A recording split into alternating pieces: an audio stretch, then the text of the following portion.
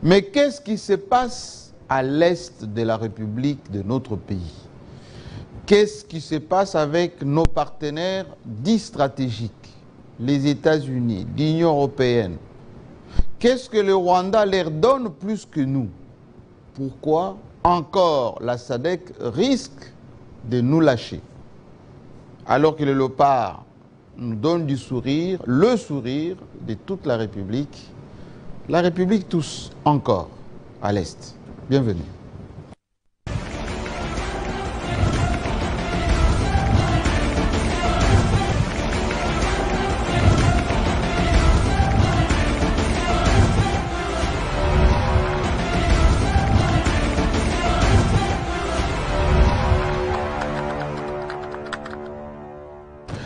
Il est temps qu'on se pose les bonnes questions pour avoir de bonnes réponses en ce qui concerne la diplomatie de la République démocratique du Congo, la sincérité de nos partenaires.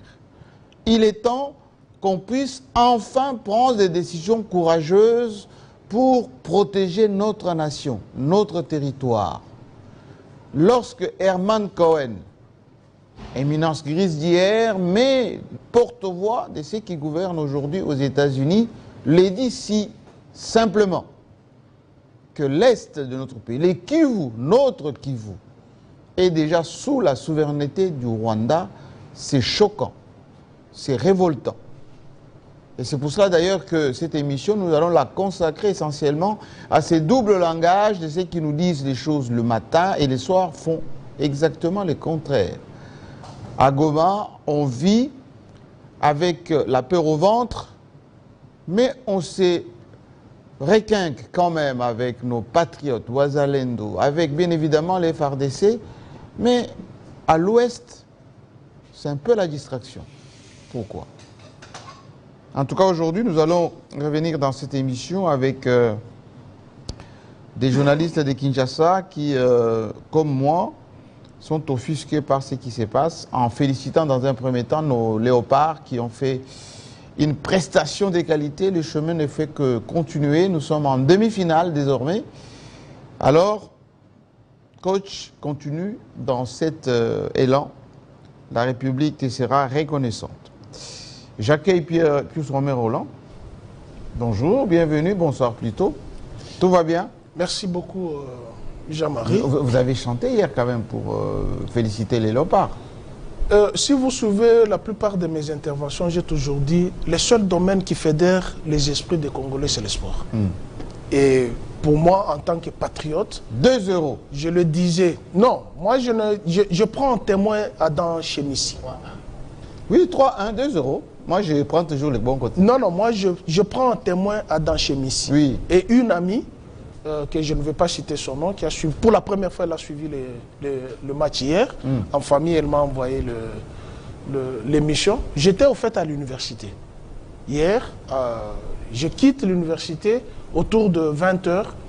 Vers 20 h 33 exactement, j'ai écrit à Adam Chemissi. Je lui dis... Qui est responsable de la communication qui est responsable de Maman Olive. Oui. Parce que c'est mon chef. Que je félicite. Oui. Un jeune de qualité, compétent, oui. Très bon journaliste. Puisque aujourd'hui d'ailleurs, nous allons rendre visite à notre consoeur Sylvie Bongo, qui avait perdu au nom de la cellule de Maman Olive. Qui a perdu son père, nous l'avons enterré. Tout à fait. Et j'ai changé avec lui. Le week-end dernier. Je lui ai écrit, je dis, si nos léopards sont performants, la Guinée aura 3 buts. Ah oui, vous étiez... J'ai dit ça à Dan Chemissi. Mes écrits sont encore là. Un beau pronostic. Si, moi, en fait, parfois, il m'arrive des choses, puisque j'ai un ami qui s'appelle Kadi. Lorsque Mazembe était en finale avec Espérance de Tunis, j'ai dit à Kadi, je dis, je sens comme si l'Espérance aura 5 buts à 0. Puisqu'en phase de poule, nous avions eu 3 à Rades. Et en finale, je me suis dit, l'orgueil congolais risque de primer sur toute chose. Je cite les noms de Kadi, Rhodes et Serge Kadima. Je leur ai dit, avec un voisin, on a parié. Et quand nous étions à 4 buts, les messieurs qui avaient parié avec moi, qui travaillaient dans une ONG, qui me dit, s'il y a un 5e but, Pius, je t'offre 2 casiers des meetings. J'ai dit, tu vas me l'offrir. Musique. Si. Même pas du champagne. Non. Meeting, en plus. Et j'ai parlé comme ça. Parfois, il m'arrive, et j'ai dit ça à Dan Chemis. Hein. Oui. Et lorsque je suivais le match, et quand Wissa a marqué le deuxième but, penalty, j'ai écrit à une amie, celle qui suivait l'émission dans sa famille, je lui dis, je sens un troisième but. Il me dit quoi? Je dis, je sens, j'ai les écrits avec moi. Pendant que j'écrivais le troisième but, il m'assoit quoi a marqué le troisième but. Et par après, je dis, je suis en train de pressentir le quatrième but. Et le quatrième but, c'est ce que Sila a raté. Donc, ceci pour dire que les sports, comme je l'ai toujours dit, génèrent beaucoup de l'argent. Rassemble les Congolais. Et nous ne sommes plus dans les sports et loisirs, en fait. C'est les sports et les business. Et la politique aussi. Et la politique aussi. On appelle la diplomatie et la politique sportive. Aussi. Mais je retiens au moins les propos de Samuel Eto'o. Oui, du Cameroun. Du Camerounais Samuel Eto'o. Il avait dit ceci. Les jours où les Congolais, où le Congo sera organisé et va planifier les sports en récupérant tous ces binationaux en Europe, je ne vois pas une équipe qui va battre. Mais on est en train de le faire. Oui, nous sommes en train de le faire. Bravo. Là, de père et de mère, ça marche pas. Non, voilà là. Voilà la nationalité unique, exclusive, ça marche pas. Voilà là où se trouve. C'est pour ça qu'il faut excusez les termes, peut-être je serai un peu cruel. Je vous en prie. Là où se trouve l'idiotie des Congolais. Lorsque c'est le sport, vous voyez par exemple Piquet. Oui. Mais la moitié de ceux qui jouent, nos joueurs là, ils sont binationaux. Non, non, pas seulement binationaux. Oui. On peut parler de binational. Et puis métissés, certains. Voilà. Quand il y a des métissés, c'est-à-dire il y a un père qui est congolais, une mère étrangère, ou une mère congolaise, un père étranger. Mais ils ont pris l'option de défendre la couleur congolaise. Regardez même la réaction de Tony Yoka. Je ne sais pas si vous avez suivi la vidéo de Tony Yoka. Il est en train de suivre le match contre la Guinée. Et quand on a... Non, ce n'est pas contre la Guinée. Contre l'Égypte. Contre l'Égypte. Et quand le gardien égyptien a raté le penalty, il demandait pas si, pas si, pas si. Et quand notre gardien a marqué le 8e coup, vous avez vu comment? Et pourtant, tout le monde sait que c'est un boxeur français. Là, c'est le sang qui parle. C'est pourquoi je dis, à un certain moment, mettons nos conneries là, des pères et des mères, même ceux qui ont mis dans leur tête pareille loi, je me dis, est-ce que Satan ne peut pas les maudire? L'autre fois, je vous avais dit, la crainte pour moi, c'est que cette histoire de père et de mère ne puisse descendre en province.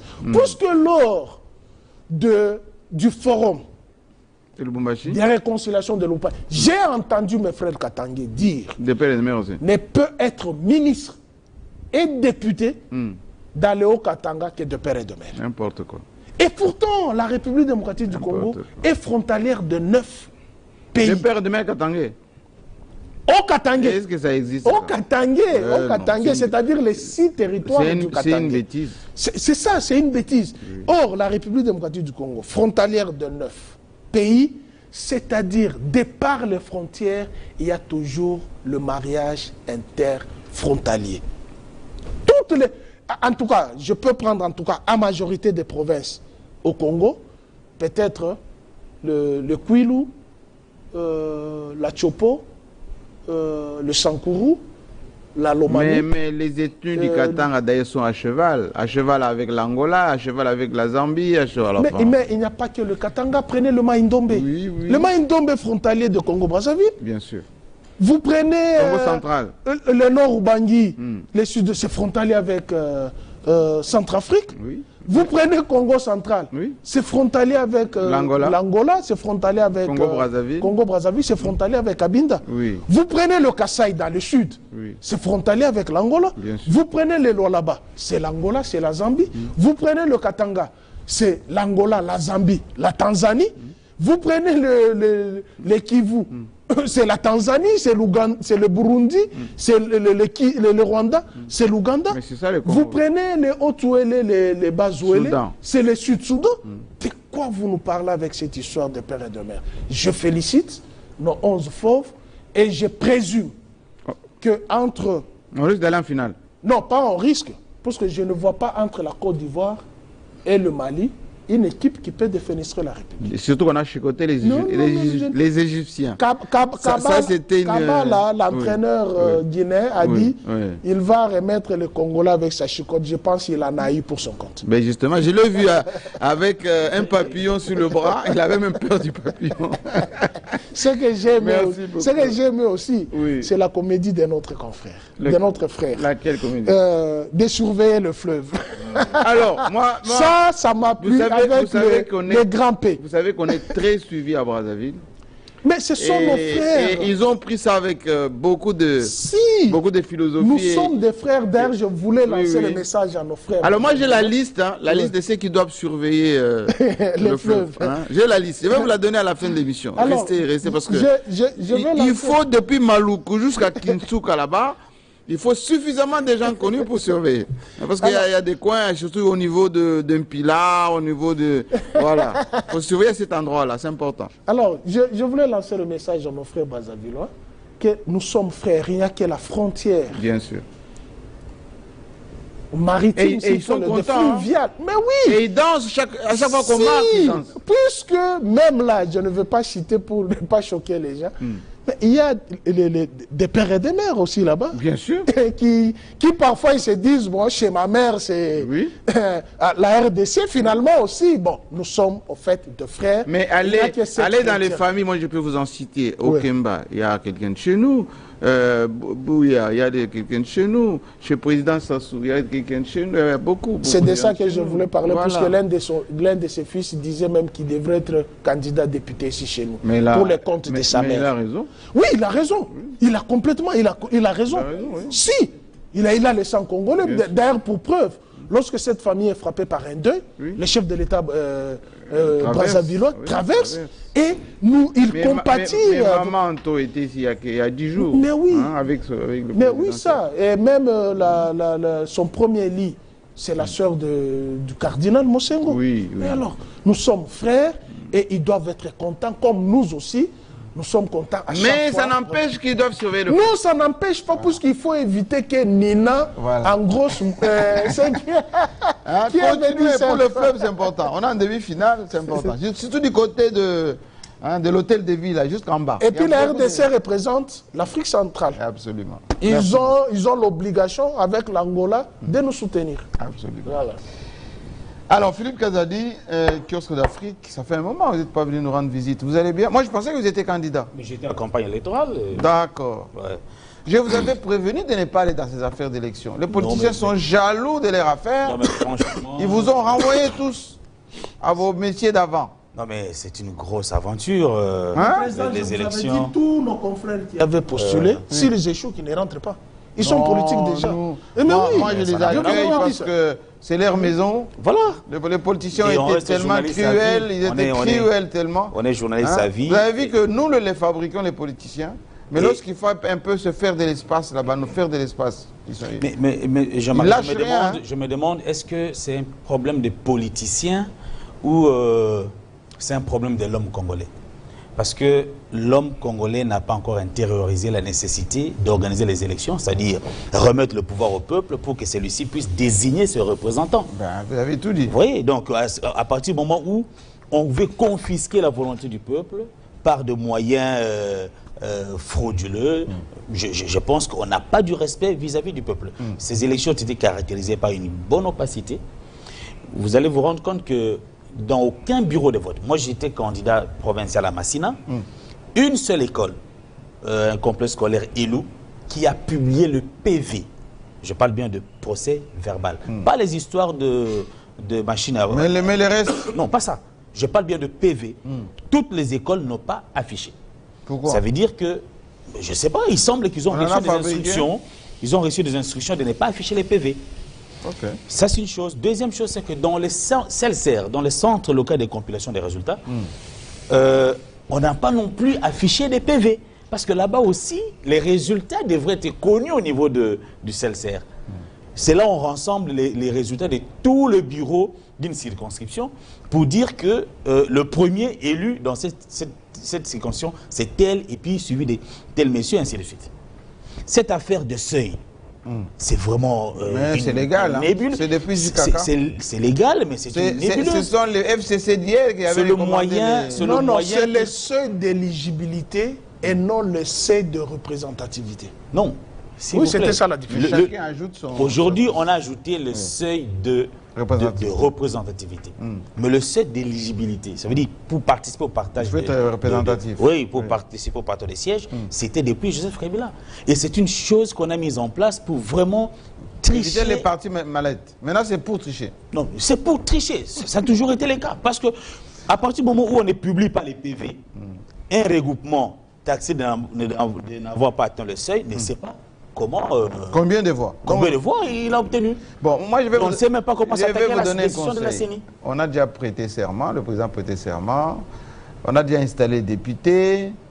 Bientôt, ça sera le sénateur. Vous allez attendre 2028. Il n'y a pas de problème. Donc, plus de commentaires. Mais je voulais quand même dire quelque chose là, parce que vous n'avez pas des élections. Il y avait des incohérences, même dans la tricherie.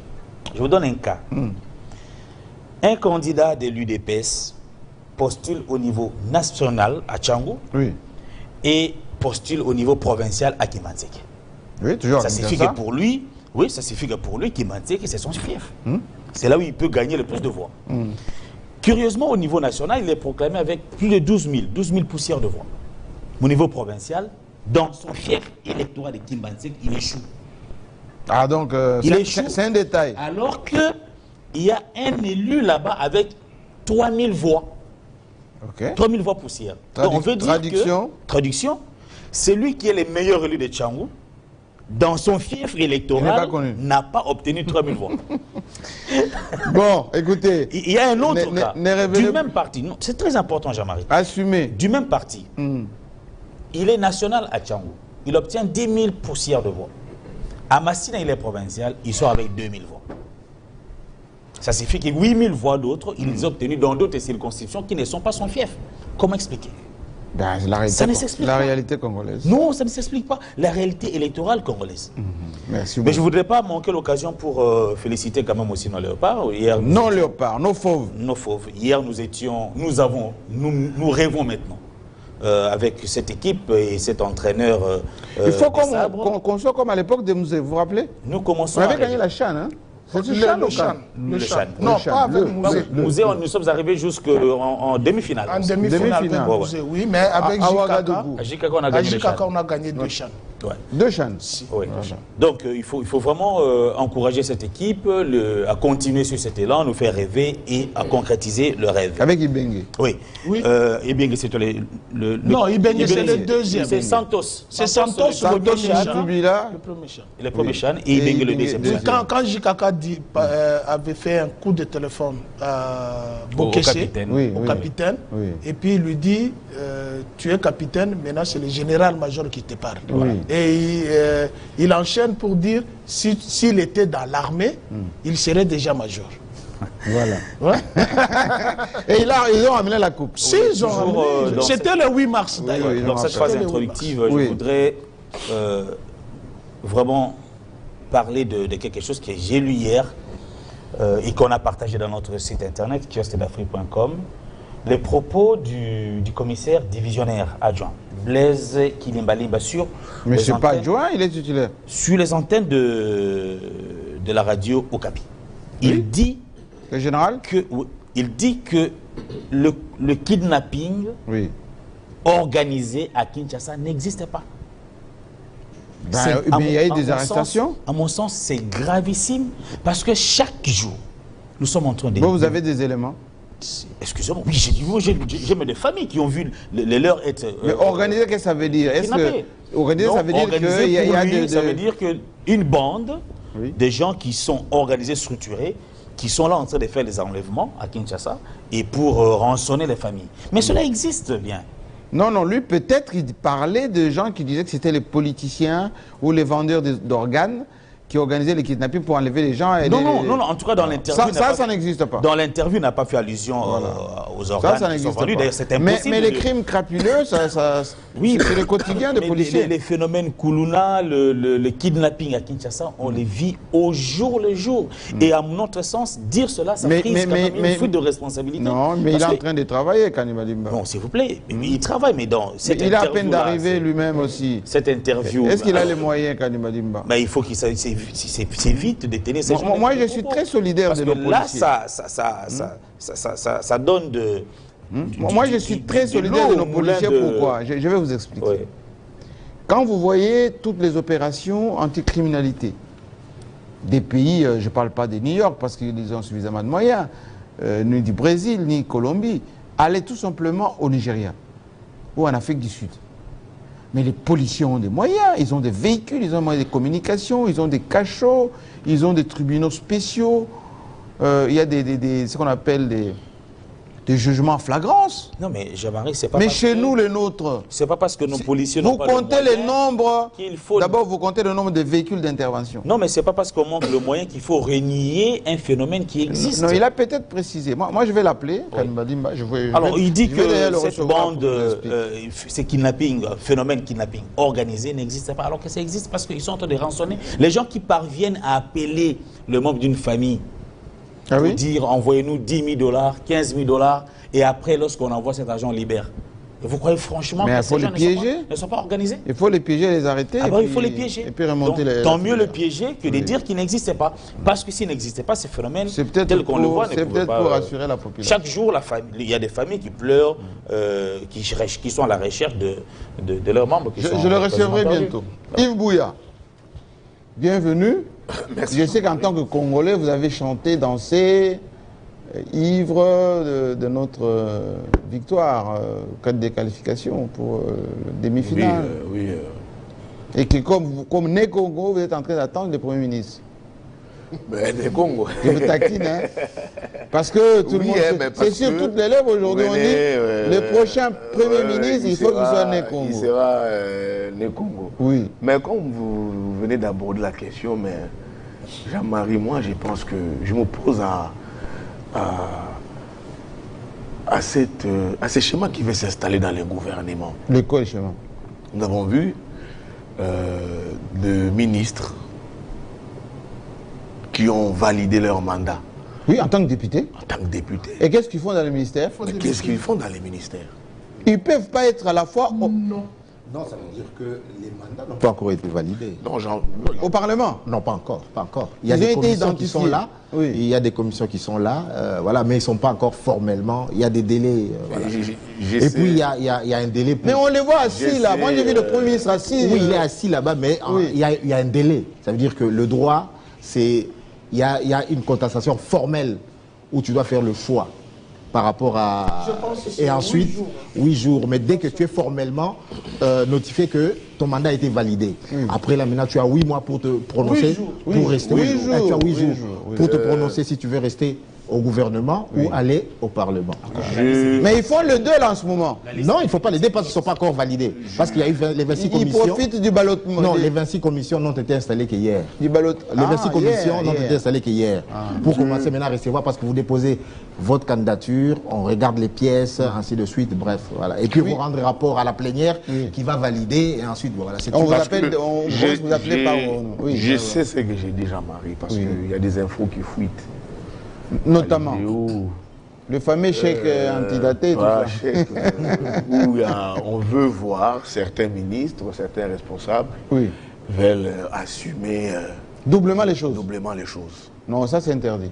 Moi je sais ce que j'ai dit et qu'il faut vraiment éviter ça. Donc si les mandats ont été validés, je pense que Sama, c'est 4 VPM, non 3 VPM je pense, hein, à part Jean-Pierre. Ils sont élus aussi. À part Jean-Pierre. Jean-Pierre même est élu depuis. Non, il n'a pas postulé. Sauf lui. Jean-Pierre Bazaïba, Vital, Peter Kazadi, Lutunula.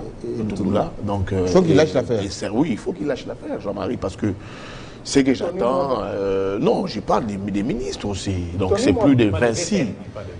Même des ministres. En commençant par les VPM. Oui, oui, même des ministres. Donc, En commençant par le premier il faut vraiment... Oui, le Premier ministre, oui. En commençant par les premiers ministres. Donc refusons ces cumuls parce qu'on attend dans certains couloirs. Est-ce qu'on peut... On peut quoi tenter, On peut quoi? donc tenter d'être en même temps... On peut pas être le deux. Oui, mais c'est ça. Ou on est maintenant. exécutif, on est non, ça, législatif. s'il te plaît, ça c'est... Par rapport Ça. à leur À leur poids au Parlement, Oui. ils cherchent ce que Yves veut dire, parce qu'on ne peut pas faire les cumuls. La Constitution l'interdit. Comme Israël a dit, tu vas faire le choix. Même pour les mandataires qui sont mandataires, on a vu les législatures passées, si vous êtes mandataire et que vous êtes élu, vous avez un délai accordé pour faire le choix. Soit vous restez mandataire ou vous restez député national. C'est le cas d'Émile Ngoï qui avait choisi de rester mandataire et par après, on a eu à changer l'architecture. Il a perdu et la législature et la mandature. Ce que Yves veut dire, peut-être ces caciques qui sont à la fois au gouvernement pour l'instant et à l'Assemblée nationale jouent le tout pour rester à l'exécutif en prenant leurs suppléants, rester au Parlement, puisque les deux ne peuvent pas se faire. Non, parce que même pour un suppléant, Oui. ça veut dire qu'il faut d'abord que les titulaires valident son mandat. Si, c'est ça. Parce que pour le moment, tu peux même pas, si tu peux même pas demander à ton suppléant de te suppléer parce que ton mandat n'a pas encore été validé. Je suis tout à fait C'est-à-dire que d'accord. si tu renonces, tu renonces définitivement à ton mandat et tout ça. Mais ils vont tous aller. Mais dites-moi, ils vont tous aller au Parlement. Hein, en vous accueillant, déjà vous êtes déjà là. Quelqu'un qui... Oui, terminez. Parce que j'avais vraiment une question là-dessus. Oui, Yves Gouya, oui. Parce que avec votre affaire de cumul, là, ça vous ronge un tout petit peu. Hein? Ce qui se dit sur ces plateaux, c'est vrai. Mais il y a ces tentacules qui... Mais est-ce qu'ils ne sont pas en train de faire perdurer un tout petit peu la fameuse commission là pour... mais je pense que c'est... tripoter un peu au niveau de... Non, ils veulent un peu jouer un peu à l'usure. En réalité, ils ne peuvent pas avoir la Ils signature. veulent un peu jouer à l'usure, Oui. à l'usure, mais en restant là. Mais il faut que l'IGF soit vigilant. Hein. Bon, ceci de écoutez, la Jean-Marie vigilance, Kassamba, les pauvres lui-même à Linguette, vous voyez comment est-ce qu'il souffre. Les rares des fois qu'il mène des enquêtes. Oui, ici, mais qu'il faut qu'il soit vigilant parce que il y a des gens qui n'ont plus droit d'aller toucher aux finances. Et les mêmes à Linguette aussi qui est accusé. Moi, c'est une information que je donne ici. Un patriote comme lui. Oui, patriote par certains politiques. Non. Qu'il serait, je l'ai mis au conditionnel, qu'il serait, ça c'est des très bonnes guerres, qu'il serait aussi en train de caresser aussi... je le confirme pas au conditionnel. Donc la primature, c'est légitime. Mais est-ce que vous savez que si on nommait Alinguette Premier ministre, mais ça va dissuader beaucoup de choses? Jean-Marie, est-ce que vous savez que... Non, moi je le dis vraiment de tout cœur. Voici ce monsieur, qui a fait un bâtiment. Vous voyez là sur... j'ai vu. Oui, j'ai vu. En si peu de temps sur fonds propres de son affaire là, de l'IGF, et qui a fait travailler, hein, j'ai fait quelques investigations là-bas, les inspecteurs ont eu des crédits de maison. 300 inspecteurs ont eu des crédits de maison. Ces inspecteurs gagnent plus de 10 000 $. Et ces inspecteurs, aujourd'hui, hein, il en a viré 3, juste parce qu'ils s'absentaient. Juste parce qu'ils étaient un peu de mèche avec des gens qui déclaraient, hein, comment vous appelez ça, qui minimisaient les déclarations et tout ça. Il les a virés 3. Malgré l'intervention même en très haut niveau. Donc ces messieurs ici, si jamais on le met, d'abord ça va aider Tshisekedi, il n'a pas de parti politique. Il est de l'UDPS. Non, il n'est pas de Il est de l'UDPS. Bah, il est dans quel on ne connaît pas de l'UDPS. D'ailleurs, il est même combattu par les gens de l'UDPS. Oui, à l'UDPS, c'est un fourre-tout. C'est pour vous dire. L'UDPS combat tout le monde. En tout cas, mon avis à moi est que ce pays a besoin de symboles, a besoin parfois des personnes qui sont techniques pour faire le travail avant que les politiques s'en accaparent. Je ferme les guillemets. Là, vous épousez directement ma pensée. Non, je ne pousse pas, j'essaie d'expliquer. Et sans le savoir, J'explique vous votre êtes pensée. en train de confirmer mon information. Non, moi je dis Parce si. que vous dites si.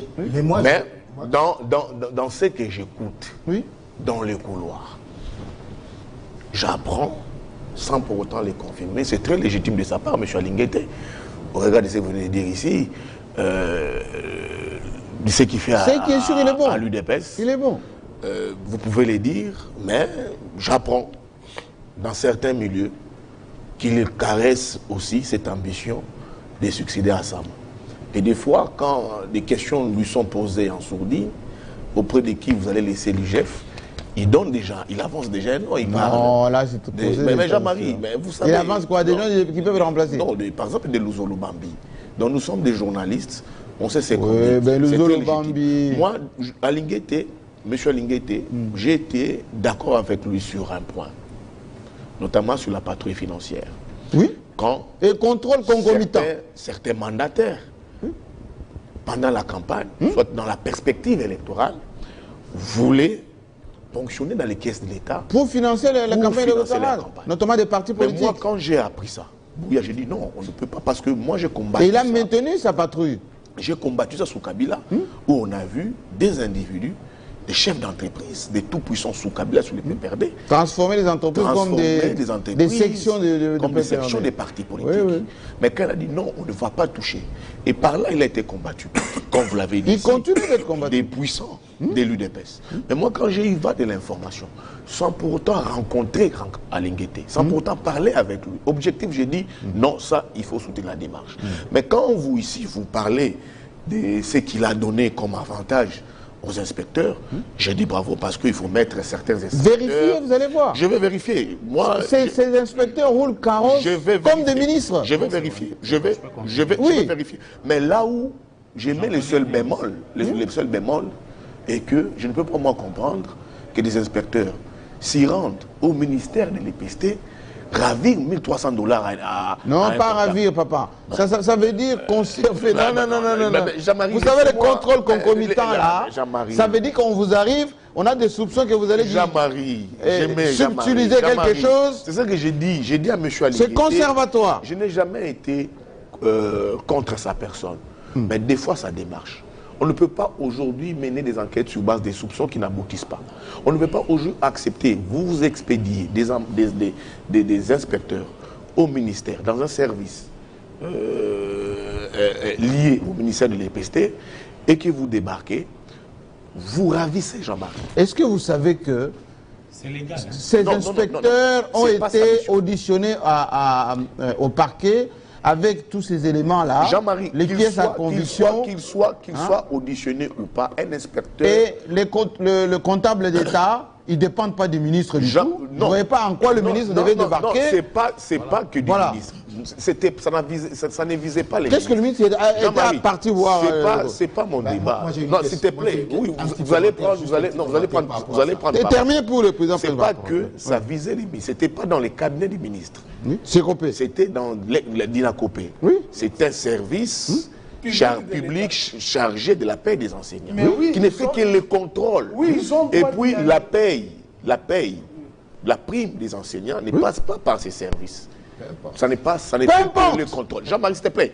C'est dans Là où il y le- a l'argent de l'État, ils ont le droit Jean-Marie, de mettre leur laissez-moi nez. finir, s'il te plaît. Finissez.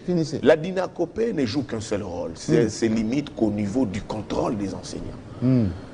Les frais de fonctionnement, tout ce qui est frais alloués à la DINACOPé passe par les circuits bancaires. Mais pour les enseignants, le seul contrôle que les inspecteurs devraient faire, c'était au niveau du ministère des Budgets et Finances.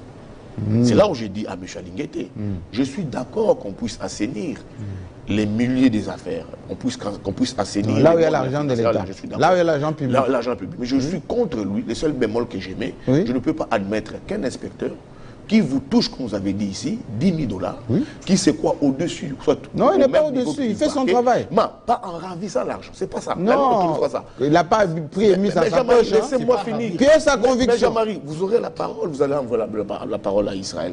Quand ils viennent, ils démarrent dans un bureau pour une enquête qui est étalée sur 180 jours et que on n'a pas encore on ne sont pas encore arrivés aux 180 jours, soit au 6e mois, et qu'on connaît déjà les conclusions du rapport, que 70 milliards de francs congolais seraient dilapidés, le rapport n'est pas encore fini, je pense que ça pose problème. Merci beaucoup. Et quand on voit des inspecteurs débarquer dans des bureaux, vous ravir de l'argent comme ça, pour des inspecteurs qui vous touchent 10 000 $, je pense que sur le plan c'était dans leur PV. M. Alinguete, quand il fait son travail, il doit lui-même aussi recycler ses collaborateurs, et c'est très important, parce que là, ça salit complètement, pas l'image d'Alinguete, mais peut-être l'image de l'IGF aujourd'hui que certaines personnes sont en train d'adorer dans l'opinion. Non, il fait du bon travail. Président. Merci de la parole. Moi, j'aimerais d'abord dire ceci. J'entends ça et là que Alinguete se politiserait ou lognerait sur la primature. Je pense que tout ça, on essaie de le politiser pour décrédibiliser son travail. Absolument. En disant que voilà... Pour l'exposer. Il a un agenda politique. Voilà pourquoi il en veut à tel homme politique. Parce que, voilà, il a des... Je viens-tu dans ce sens? Non, enfin, moi je pense qu'aujourd'hui, on doit être unanime sur la qualité du travail de l'IGF. Notre pays, c'est un pays qui est corrompu jusqu'à la moelle épinière. Papa, il y a une mafia installée ici. Il y a une mafia installée depuis de longues années. Et vous avez un homme avec un dynamisme, avec une structure qui essaie de combattre la corruption qui est institutionnalisée dans notre pays. Tout ça, mais écoutez, vous avez une ONG comme Transparency International qui a jeté des lauriers à M. Alinguete. Vous savez très bien que Alinguete peut corrompre Transparency International. Chaque année, Transparency donne la liste des pays les plus corrompus. Nous sommes encore sur la liste des pays les plus corrompus, d'après le dernier rapport de Transparency International. Mais on progresse, sont contrôlés. Et on confisque justement ce qui peut constituer des preuves à conviction pour les gens. Sont contrôlés. Et on confisque justement ce qui peut constituer des preuves à conviction pour les gens. Et toi, qui n'es pas concerné, tu quittes ton bureau pour venir intervenir. Est-ce qu'il en a droit? Il n'en a pas le droit. Non, je pense qu'il y a une mauvaise interprétation. En plus, il venait d'être élu. Il y a une mauvaise interprétation, Jean-Marie. Il n'avait pas le droit. À l'idée La parole est ici. Non, Jean-Marie, à l'idée où, quand ces inspecteurs sont arrivés, les ministres au bureau a demandé aux inspecteurs de revenir à son bureau. Non, il ne fait pas ce pas. Ça veut dire que même par rapport à ça, il n'en a pas le droit. Écoutez, ça veut dire que ces gens-là, il n'en a pas le droit. Il n'en a pas le droit. Il ne dépend pas de lui. D'abord, c'est un juriste. Il n'en a pas le droit. Il y a un principe en droit qui dit que les compétences sont d'attribution. Tout à fait. En fait, les inspecteurs, il n'en a pas le droit. Nous qui avons fait les cabinets ministériels, vous avez les comptables. Qui ne dépendent pas du ministre. Ce sont les gestionnaires des fonds de l'État. Et ces gens-là sont sous la responsabilité soit du ministère des Finances, soit du ministère du Budget. Et le fait qu'il y a déjà l'IGF, qui est l'inspection générale des finances, qui contrôle les finances. Qu'est-ce que ça a à voir avec le ministre? Ça n'a rien à voir avec le ministre. C'est que le ministre devrait faire. mal compris. Attends. C'est que le ministre devrait faire. D'abord, si nous étions dans un État qui est très sérieux, il devrait d'abord être chassé du barreau. En tant qu'avocat, il ne pouvait pas mettre les inspecteurs à nu comme ça. Les filmer. Et de filmer. À leur insu. À leur insu. L'argent qui a été pris, est-ce qu'on a confisqué les gens, l'argent, on a pris? Vous savez, lorsqu'on mène lorsqu'on mène les contrôles financiers, lorsqu'on mène les contrôles financiers, l'argent qui peut se retrouver sur votre table doit être consigné. Puisque vous êtes déjà suspecté. Quand vous dites c'est une mission de 180 jours, pratiquement 6 mois, oui, les conclusions peuvent être hâtives. Lorsqu'on se trouve devant les évidences, lorsqu'on se trouve devant la clameur publique, vous savez déjà que ce n'est pas un premier dossier. Entre Tony Mwamba et l'inspection générale de finances. Ce n'est pas le premier dossier. Ça doit être le deuxième dossier. Il y a le dossier, je ne sais pas si c'est Veridos ou comment. Mais c'est que les gens ne savent pas. Le ministère de l'EPST, c'est parmi les ministères qui... il y a beaucoup d'argent du trésor public. Si. Ça veut dire qu'il y a beaucoup de fonds. Ça veut dire que si on arrive à assainir tous les circuits financiers du ministère de l'EPST, on va faire un bond dans la bonne gestion des ressources publiques. Et la gratuité de l'enseignement passe par là. Mais Jean-Marie, c'est un débat de fond. J'ai été mal compris ici. Comment est-ce que c'est arrivé cette affaire? Les ministres dans son bureau, les inspecteurs de l'IGF débarque dans le bureau du comptable et il y a une altercation entre les inspecteurs, les discours éminents qu'il y avait une mission de routine. C'est pas ce qu'on dit. Bon. La seule mission, Jean-Marie, s'il te plaît, la seule mission de routine aujourd'hui, c'est qui est dans ces ministères-là. Dans d'autres ministères, il n'y en a pas. C'est ça les vrais problèmes. La seule mission, je te dis, la seule mission ces soupçons-là qui se transforment directement en détournement. Non, c'est là où je dis que les rapports de l'IGF doivent être bien faits. Un soupçon n'est pas un détournement. Oui, mais je vous donne le texte. Mais la crise d'abord, elle a éclaté. Pourquoi? Parce qu'il y a cette altercation. L'IGF n'a pas encore rendu son rapport. Le premier rapport avec Veridos sort d'où? C'est sur l'identification des élèves. Veridos arrive ici pour vous identifier les élèves. Veridos arrive ici pour vous identifier les élèves avec un montant qui devait être payé autour de 120 millions de dollars. C'est ça le vrai problème. Mais ce travail avait déjà été fait par la Dynacopé. Ne revenez pas sur des Jean-Marie, je viens. La Dynacopé, et c'était à vil prix. À vil prix. Alors, il y avait des présenteurs politiques. Il y avait des présenteurs politiques qui poussaient les ministres de signer ces contrats avec Veridos qui devaient perdre beaucoup d'argent à la République. C'est là où les choses ont éclaté.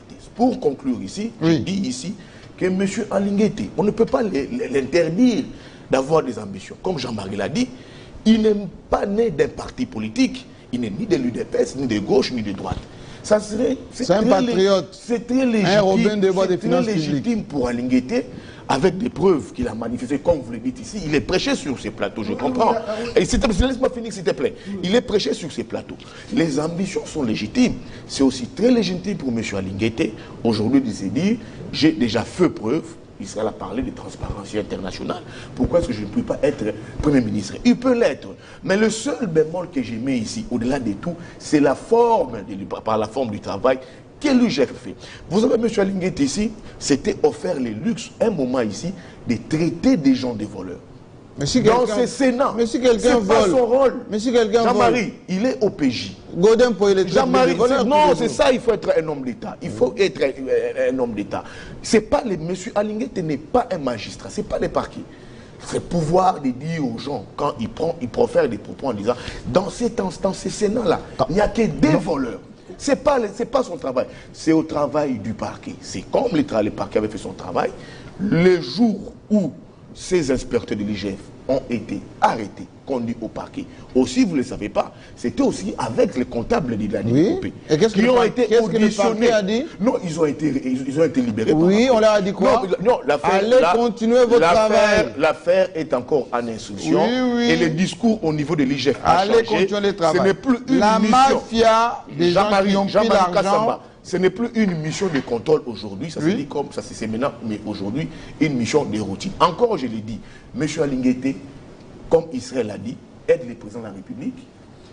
Il a, comme on le dit ici, il est bon. Maximiser les recettes. Il est bon. Le président de la République ou il aide la Non, écoutez, on a dit ici, il aide. C'est un proche collaborateur du président de son service et rattaché à la présidence. Oui. Il a été nommé par ordonnance présidentielle pour contrôler les finances publiques. Oui, depuis longtemps. S'il y a maximisation des recettes de Jean-Marie Kassamba, venant de l'IGF, moi, je dirais bravo. Alors, félicitations. Non, je suis légaliste. Mais là où je m'oppose, c'est par les méthodes de M. Alinguete. Merci. Il doit obligatoirement revoir ses méthodes. Il n'est pas au-dessus des parquets.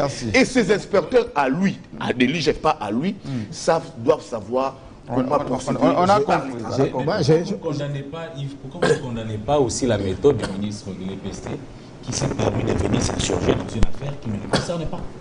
Non. C'est ça le problème, parce que lorsque les... Excusez-moi, lorsque les... Pius a dit que les inspecteurs ne dépendent pas de ministres sectoriels. Surtout les comptables d'État. Je parle bien des comptables d'État et les inspecteurs. Ils dépendent du ministère des Finances. Ils viennent en inspection. Dans votre... Où est le problème du ministre? Où est le problème du ministre jusqu'à filmer les inspecteurs et à jeter l'opprobre sur non, les moi, inspecteurs? Le vrai problème, c'est que, c'est dit ici, chaque ministre est patron et responsable de son secteur. Si vous lisez la lettre... Pas interférent dans le secteur, ça veut dire programmatique. Si vous lisez la lettre, l'ordre de mission signée par M. Alinguete le 24 janvier, si vous comprenez bien, il n'a même pas saisi les ministres. Il est patron des secteurs. Non, non, Oui, mais est-ce qu'il a besoin de le Laissez-moi terminer. Non, non, tu ne fais que... Non, écoutez, laissez-moi finir, vous allez parler. Oui. Vrai ou faux, la Dinakopé est sous tutelle du ministère de l'EPST. Laissez-moi terminer. Mais pas les finances publiques. Mais écoutez, non, il est comme la Dinakopé, est sous tutelle du ministère de l'EPST, à la limite. Comme le président l'avait dit, à la moindre escarmouche, les ministres devraient ne serait-ce qu'être informés. Ne serait-ce que pour ça. Pas forcément. Pas forcément, ne serait-ce que pour ça. Parce que non, ne serait-ce que pour ça. Les contrôles des finances publiques. Ne serait-ce que pour ça, pour dire que nous, l'IGF, service public, nous diligentons un contrôle auprès de vous. C'est non, mais pas auprès de lui. Vous savez que auprès de lui, c'est auprès du comptable. Écoutez, il est patron de son service.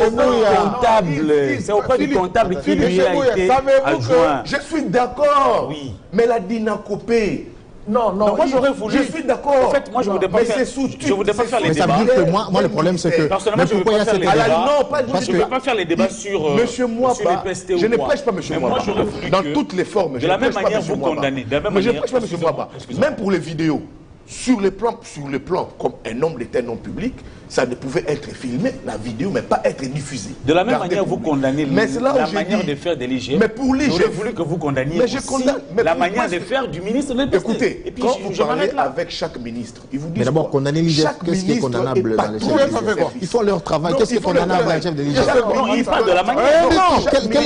La manière, c'est parce qu'on leur empêche de faire leur travail. C'est pas parce que tu fais. Non, frère, la mafia a élu de moi, ça veut dire que pas de la mafia. Détournement. Jean-Marie Kassamba. On a Jean-Marie Kassamba. Tous ici, on a les mêmes discours. Il faut assainir les finances publiques. Je suis d'accord. Mais les bémols que j'ai mis ici, où je suis en contradiction avec vous, c'est la procédure de l'IGF. Non, la procédure. Non, écoutez, j'écoute. Elle va continuer comme ça. Ministère. Ça s'appelle contrôle. Dans chaque ministère, concomitant. Il y a des services qui sont sous tutelle de chaque service. Moi, je parle de l'information. Non. Il faut être légal. Le service de renseignement n'informe pas. Non, ça c'est l'information, c'est autre chose. Jean-Marie, ce sont les OPJ, n'oubliez pas. L'information, c'est autre chose. Ce sont les renseignements, c'est autre chose. Les renseignements, c'est autre chose. Une autre mission de l'IGF à Lubumbashi ou à Kisangani, et le ministre prend son avion pour aller intervenir. Parce que sous prétexte qu'on ne l'aurait pas informé. Non, c'est ce que je suis en train de dire. Ça veut dire que. Moi, je n'ai pas parlé de l'avion. Jean-Marie. Voilà, ça veut dire que chaque fois. La procédure. Non, j'ai dit, c'est ça. C'est que M. Yalingue fait comprendre que ces ministères, ces services ne sont pas sous tutelle des ministères. Non, mais ça veut dire, c'est ce que je suis en train de dire. Ça veut dire que. Attendez. Parce que peut-être que l'information. Moi, je parle de l'information. Peut-être Yves ne comprend pas. Peut-être Yves ne comprend pas. Attends. Peut-être Yves ne comprend pas. Il y a ceci. Je suis tout à fait d'accord. Vous dites, le ministre est responsable de son secteur. Oui. Les fonds qu'il gère, ce n'est pas lui. Ce n'est pas lui. Les fonds viennent de quelque part, du trésor, géré par un agent du trésor. C'est-à-dire, c'est par rapport aux besoins du ministre que l'agent décaisse l'argent. C'est par le besoin du ministre. Moi, j'ai fait plusieurs fois le cabinet ministériel. Vous avez besoin, par exemple, de frais de fonctionnement. Dans le frais de fonctionnement, ce n'est pas que le ministre va se réveiller le matin et il dit... Le ministre fait la ventilation, monsieur. Il dit, donne-moi l'argent des frais de fonctionnement puisque c'est mon cabinet. Non, vous devrez justifier, pièce à l'appui, venez, je vais acheter les entrants informatiques qui coûtent autant. Ok, on décaisse l'argent. On donne. Je ne sais pas. Il connaît tout ça. Mais je connais. La procédure dont je parle. La thématique. C'est-à-dire, les câbles de Yves ne sont pas fiables. Lorsque le responsable. Les câbles de Yves ne sont pas fiables. Lorsque le responsable veut auditer sur ses finances, il n'a pas à te dire. C'est l'argent qu'il a mis là-bas pour te servir toi. Et ensuite, maintenant, une constante qui est... ici tout à l'heure que, d'ailleurs, là-bas, on ne gère pas l'argent. C'est ce que Yves a dit, que l'argent passe par les circuits bancaires et tout. Pourquoi vous vous offusquez? Alors, mais pourquoi cet énervement? Les gens s'agitent parce qu'il y avait un guise sous roche. Non, revenons à la thématique. Et ensuite, sur la question du Premier ministre... qui sont gérés par des ministres. Jean-Marie. Moi, les problèmes, tous nous parlons le même langage sur l'assainissement des finances publiques. Mais les vrais problèmes où je me pose... Une enquête reste une enquête. Jean-Marie, une enquête, on ne peut pas venir ici à Télé 50. On vient ici, on prend les bureaux de Jean-Marie Kassamba à s'installer. Mais dans la méthode de l'IGF, on avait oublié, ça veut dire que c'est toujours le principe du contradictoire. Une fois que le rapport est terminé, on vous l'envoie, vous faites vos objections, et après... Moi, je ne suis pas dedans. Voilà, moi, c'est que je refuse. On veut donner à l'IGF le pouvoir que ça n'a pas. On voit des inspecteurs débarrer dans les des bureaux. Jean-Marie, en parlons-en. Quand on vous parle d'une enquête de 180, ça signifie quoi? Bon. Une enquête sur 6 mois, ça signifie quoi? Merci beaucoup. Dans les entreprises publiques, dans les ministères ici, il y a des ministres ici, même nous comme journalistes, qui ont nos factures. Aligner était instauré ici dans les entreprises publiques ici. Même quand une facture doit être payée, il faut lancer un appel d'offres. Il a déjà levé ça. Ben, c'est normal. Pour la presse, non, il y a des entreprises publiques ici. Bon. Vous avez une patrouille financière à la thématique, qui vous reste pendant des années. Mais il y a une information d'ailleurs. Même pour un papier. S'il vous plaît. Il y a une information d'ailleurs, c'est que le Premier ministre Sama Lukonde a nommé des commissaires aux comptes dans plusieurs établissements publics. Il en a nommé une centaine. Depuis quand? Depuis avant-hier. Ah, c'est vrai. Et ils vont faire quoi? Ils vont justement vérifier les états financiers des entreprises et des établissements publics. Donc dans toutes les universités, à l'OCC, à l'OGFREM, notamment, tous les établissements publics. Et qui dépendent de qui ces commissaires? Ils ont été nommés, tous sont des experts comptables. Ils sont membres de l'Office national, c'est comment l'ONC, l'Organisation nationale des comptables congolais, je crois. Oui. Et donc, ils ont été nommés tous pour justement, ça va contribuer à l'assainissement. D'ailleurs, dans cette manifestation, il y avait le Premier ministre. Et dans son discours, je crois que l'inspecteur général en chef, M. Alinguetti, avait relevé que c'était pour la première fois qu'une autorité de cette trempe-là assiste à une telle cérémonie où on nomme, après plusieurs années, des commissaires généraux aux comptes. Donc tout ça va contribuer à l'assainissement des finances publiques. Très bien. J'aimerais parce qu'il parle du Premier ministre et que vous avez parlé de la lignette qui envisagerait. Enfin, il est bon, papa. Selon les informations, il est bon. Mais moi, la question que je me pose... Ici, dans quel parti? Non, moi, la question que je me pose, c'est pas parce qu'on n'est pas issu d'un parti politique qu'on mérite d'être Premier ministre. La question que je me pose, c'est lui qui est en place, Sama Lukonde. Appliqué dans quel secteur pour qu'il ne soit pas reconduit? Mais il est député. Non, il peut être reconduit Premier ministre. Attendons qu'il renonce. Oui, il peut bien renoncer. Et puis le président n'a pas... Le Premier ministre est issu de la majorité parlementaire. Si Sama Lukonde, excusez-moi, si Sama Lukonde est membre de la majorité parlementaire et que la majorité les désigne, pourquoi ne pas les reconduire? Et même pour le reconduire, parce que lui, il a déjà géré. Est-ce qu'on a trouvé quand même des failles dans sa manière de gérer, d'accompagner la vision du chef de l'État pour dire que Sama Lukonde n'a pas mérité? Il faut les changer. C'est la question que je me pose. Écoutez, Sama Lukonde, il a déjà fait son temps. Sama Chou est déjà parti. Sama Lukonde. Son temps, c'était de combien? Oui, c'était son quinquennat avec les présidents de la République. Oui, mais les présidents c'est la question qu'on doit se poser. Les présidents mais c'est pas obligatoire qu'il doit remplir. Le chef du Premier ministre... Non, je ne dis pas qu'ils sont obligatoires. Pourquoi discrétionnaire? Encore discrétionnaire, mais je ne dis pas qu'ils sont obligatoires. Il faut le dire, mais encore, mais c'est ça, était-il ses vrais premiers ministres? Encore que pour qu'il soit reconduit. Parce qu'on nous parle toujours de ce gouvernement parallèle à la présidence. Était-il ses vrais premiers ministres? C'est là où je dis, Jean-Marie vous a dit ici qu'il y aura le prochain Premier ministre serré Congo. Je dis Jean-Marie, moi je veux pas... Les noms qu'on avance, c'est Toulouka pour les genders, ministre du Plan, et surtout Moukoko Samba. L'excellent Moukoko Samba. J'ai aussi entendu très bon professeur. Entendu parler de Moukoko Samba. Mais moi je ne veux pas avoir un Premier ministre qui doit être... pas moi, pas je. On ne veut pas avoir des Premiers ministres... mais le nom de Fabien Moutombe aussi. Fabien Moutombe? Oui, Fabien Moutombe aussi. Mais pourquoi Déjà, il était en concurrence. Déjà, il était en concurrence avec Sama. Jean-Marie. Ah oui, il était déjà en concurrence avec Sama. Je pense que les origines ici doivent jouer. Le président de la République a considéré son mandat d'un ultime mandat, quand il avait prêté serment. Il doit avoir un vrai Premier ministre. Technocrate. Offensif. Pas un Premier ministre. Travailleur. Un Premier ministre des pacotis, où tu es là, Premier ministre nommé, Mais tout se discute à la présidence. Oui. Et puis tu as peur des conseillers. Et tu as peur. Des conseillers. Des conseillers. Quand un petit conseiller t'appelle à la présidence, les matins tu commences à la présidence, Oui, oui. et puis tu finis à ton bureau à la primature. Oui. Si on veut avoir un tel Il faut un peu qui a de la bouteille, papa. Des rigoureux, des durs. Mais malheureusement, ce régime ne voudra pas cela, d'avoir un premier ministre qui a de la bouteille. Ombrage au président de la République. Non, on n'a pas besoin d'ombrage. On a besoin de ces gens qui travaillent. C'est la personne qui fait ombrage, c'est cette personne qui est rigoureuse. Une personne qui peut dire au président, non, monsieur le président de la République.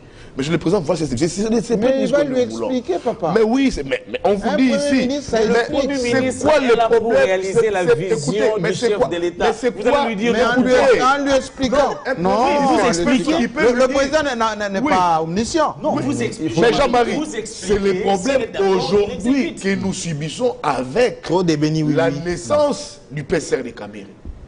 Mais quand vous dites c'est PCR qui est né avec Vital, Tony Kankushiko, Boussa Paloukou, ils vous disent quoi? Toutes ces têtes-là, c'est des érudits, des jugeotes. Quand on donne, si à la limite on donnait un poste à Cameroun et à Boussa Paloukou. Il y a la clameur publique aussi. Hein. Non, au-delà de la clameur publique, ils diront quoi? Non, c'est des gens qui feront ombrage au président de la République. Vous donnez la primature à Cameroun, ils feront ombrage. Ils feront ombrage. Parce que c'est quelqu'un d'imposant. Vous donnez à Boussa, non, ils feront ombrage. Vous donnez à Paloukou, non, ils feront ombrage. Et c'est ce qui s'est dit maintenant. Alors qu'est-ce qu'il faut faire maintenant? Il faut voir maintenant trouver quelqu'un, des têtes comme les Akasia Manoubo là. Ah, vous allez... On va encore couper je ne confirme pas. Pour le mettre sur Internet. Oh, j'aime bien parler de Madame Akasia. Attendez. Un message personnel. Madame Akasia, je vous aime beaucoup. Vraiment beaucoup. Mais venez qu'on parle. Qu'on parle République, qu'on parle Fachi, qu'on parle le travail que vous avez fait pendant cette campagne, etc. Et surtout qu'on parle perspective aussi. Hein. Qu'est-ce que vous comptez? Regardez, on cite votre nom ici. Jean-Marie, elle est citée. Elle est citée. Autant que autant que Fabien Mouton. Oui, elle est citée. Oui, mais venez qu'on parle. Hein? Moi, Jean-Marie, sur base de quel critère ou sur base de quel facteur aujourd'hui on dit que la primature doit aller chez les Né-Congo? Sur base de quoi? Non, il faut quand même équilibrer, monsieur. Oui, équilibrer quoi? Il y a longtemps. Le déséquilibre vient d'où? Akasia n'est pas Né-Congo, Akasia est Équateur, non, parce mais elle n'a pas des Jean-Marie a commencé, dans son entame, c'était que la primature devait revenir. Les Né-Congo, ça fait longtemps. Elle a été au ministre. De l'économie. Elle a fait quoi? Absolument rien. Qu'est-ce qu'il fait à l'économie? Qu'est-ce que l'ombre d'elle-même. Non, attention, non, écoutez, pas mon dire frère. l'ombre d'elle-même. C'est vrai, c'est vrai, ce sont des postes. Bon, il y avait Covid quand même. C'est vrai, l'ombre d'elle-même.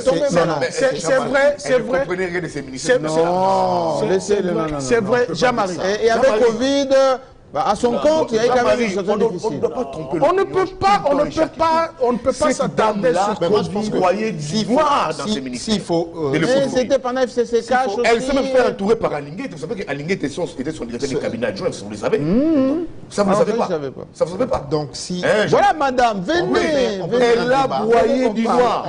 Et c'est cette dame-là, Akash Alinguet, à Manoubo, si vous parlez avec Augustin Kabouya, qui... D'après plusieurs sources. Mais elle est de l'UDPS, non? Elle est de l'UDPS. Elle est en Europe. D'après plusieurs sources dans l'UDPS, demande une récompense spéciale. De quoi? Elle et Jacques Chaban. Vous savez pourquoi, Jean-Marie? Mais ils ont coordonné la campagne. C'est pour ça. Parce qu'elle dit, moi, madame Akacha Bandoubo. Mais qu'on la mette au cabinet. J'ai coordonné la campagne. Qu'on la mette au cabinet du président. Avec Jacques Chabani. Comme nous avons coordonné la campagne du président de la République, nous voulons avoir un poste spécial. Et Augustin Kabou a dit non. Tout le monde AK-47 doit être récompensé pas en termes d'individus. Il dit on ne veut pas de ça. C'est au niveau du parti. Ça, c'est Augustin Kabouya qui dit. Et puis, elle a coordonné. C'est quelle campagne que Mme Kaka a coordonné avec M. Jacques. Bon, elle était derrière le président. En dernière minute, Jean-Marie Kassamba, en dernière minute, vous vous rappelez que la première dame avait presque tout récupéré. Qu'est-ce que Mme Akasia a fait avec Germain Chaban? Est-ce qu'il y a eu campagne consolée? S'il te plaît, parce qu'elle veut une récompense. Jean-Marie, partout on criait je veux qu'on fasse un débat de fond. Vous savez qu'en dernière minute, Jean-Marie Kassamba, en dernière minute, Jean-Marie, pas de faire le procès et de Jacquemin. Ils ont fait la campagne de chef de l'État. Mais aujourd'hui, c'était pas prévu comme thématique. Ils ont gagné, vous dites. Ça veut dire que la campagne, Ils ont gagné. Mais tu viens de crier la fraude ici. Non, il n'y avait pas eu fraude. Ils ont gagné. Ils ont fait une Ils ont fait. Jacquemain Chabani, il faut quand même leur jeter des fleurs. Jacquemain Chabani et Acacia, c'est un duo qui a fait une belle campagne. Non, arrêtez. Écoutez, le président lui-même. Il les a félicités. Le président lui-même les a Oui, il les a félicités. félicités puisqu'il est bénéficiaire de la fraude électorale. Non, là, il faut arrêter ça. Non, là, vous êtes excessif. Non, il n'y a pas eu fraude électorale. Il n'y a pas eu fraude électorale. Il vient de le dire pas eu ici. fraude de l'argent. Quelqu'un qui a postulé à quel endroit il est proclamé. Encore une fois, Pius Romain, vous vous souvenez? C'est ce que disait l'autre fois, tu vois le cours qu'avait donné Coco Kayoudi à Théodore Gore. À Théodore Gore. Ça veut dire que quand vous avez le droit électoral, on ne vient pas avec le droit électoral en disant la fraude corrompt tout. Encore une fois, les droits électoraux, on regarde l'ampleur des irrégularités. S'ils peuvent affecter l'ensemble du résultat. Ça veut dire que vous êtes dans un centre de vote, par exemple. Dans le centre de vote, il y a 8 bureaux de vote. Il y a des incidents dans un bureau de vote. Donc, au nom des incidents qu'il y a eu dans un bureau de vote sur le 8 d'un centre de vote, on va annuler les 8 bureaux de vote. Attendez. Mais c'est ce que tu dis. Tu as lu la loi électorale congolaise, est-ce qu'elle dit? Alors, ça veut dire qu'on va annuler même l'élection. Parce qu'elle a été taillée justement pour arriver à cette fraude. Mais attends. Jean-Marc Abound l'a mais attends. Elle a été taillée juste pour arriver à cette fraude. Mais essayons de comprendre. Ça veut dire que voilà, dans un bureau de vote, parce que je vais avec ton raisonnement de la fraude qui corrompt tout. On est dans un bureau de vote, il y a 76 000 bureaux à peu près. À peu près 22 ou 23 000 centres de vote. Bon, il y a un incident dans un bureau de vote. Avéré, oui, on a bourré les urnes dans un bureau de vote. Donc, on annule les élections, non seulement du centre, de la circonscription, locale et de la circonscription nationale, parce qu'il y a eu... Voyez-vous que ce n'est pas le raisonnement du droit électoral. Non, ça c'est le raisonnement justement venu de ces juristes de pacotille. Non, c'est ce que dit la loi. Non, c'est ce que dit la loi. C'est ce que dit la loi. Ça veut dire que, écoutez, 100 personnes ont voté de manière... par exemple, 100 personnes ont voté de manière... Vous avez dans tous les territoires des gens qui vous disent il y a les machines. Tel a des machines dans la maison, tel a des machines des maisons, tel a des machines... Je vous donne un exemple. Non, dans tous les territoires, comment? On vous donne un exemple, il y a eu 76 000 machines. Il y a 76 000 machines. Bon, qui a donné ces machines? Attendez, 76 000 machines. Attendez, 76 000 machines. Et donc, s'il y a 1000 machines dans les maisons des gens, on annule pour les 76 000 machines. Oui, qui leur a donné ces machines? Qui a donné ces machines? Mais les agents de la CENI. Les débats sur les agents fédéraux. Alors, commençons, s'il vous plaît. Excusez-moi, on a une thématique. Il y avait déjà des tensions de on a une thématique. Jacquemain et Acacia, ils ont fait... Il n'y a pas eu élection, il y a eu tout simplement des voleurs. On commence, s'il vous plaît. Allez, on commence la thématique, s'il vous plaît, par ce que les gens disent en ce moment, diplomatie RDC et ses partenaires, le double jeu des États-Unis, de l'Union européenne. Il y a EAC, vous vous rappelez EAC? Ouais. Maintenant, la SADC s'invite au débat. Pendant que nous sommes en train de faire cette émission, Goma vit dans la hantise. Même les routes qui donnent sur Goma posent problème. On a suivi et je suis en train de faire vérifier plus d'une fois encore toutes ces déclarations parce que la SADC dirait on n'est pas venu en opération offensive, on est venu pour aider l'instauration de la paix, c'est un peu sulfuré tout ça. Mais là où ça me gêne, moi, c'est aussi longtemps que les FARDC collaborent avec les Ouazalendo, nous, on ne peut pas collaborer avec eux. Pourtant, le président lui-même a dit Ouazalendo, ce sont les patriotes, ils se battent chez eux, c'est que la Constitution les reconnaît, etc. Finalement,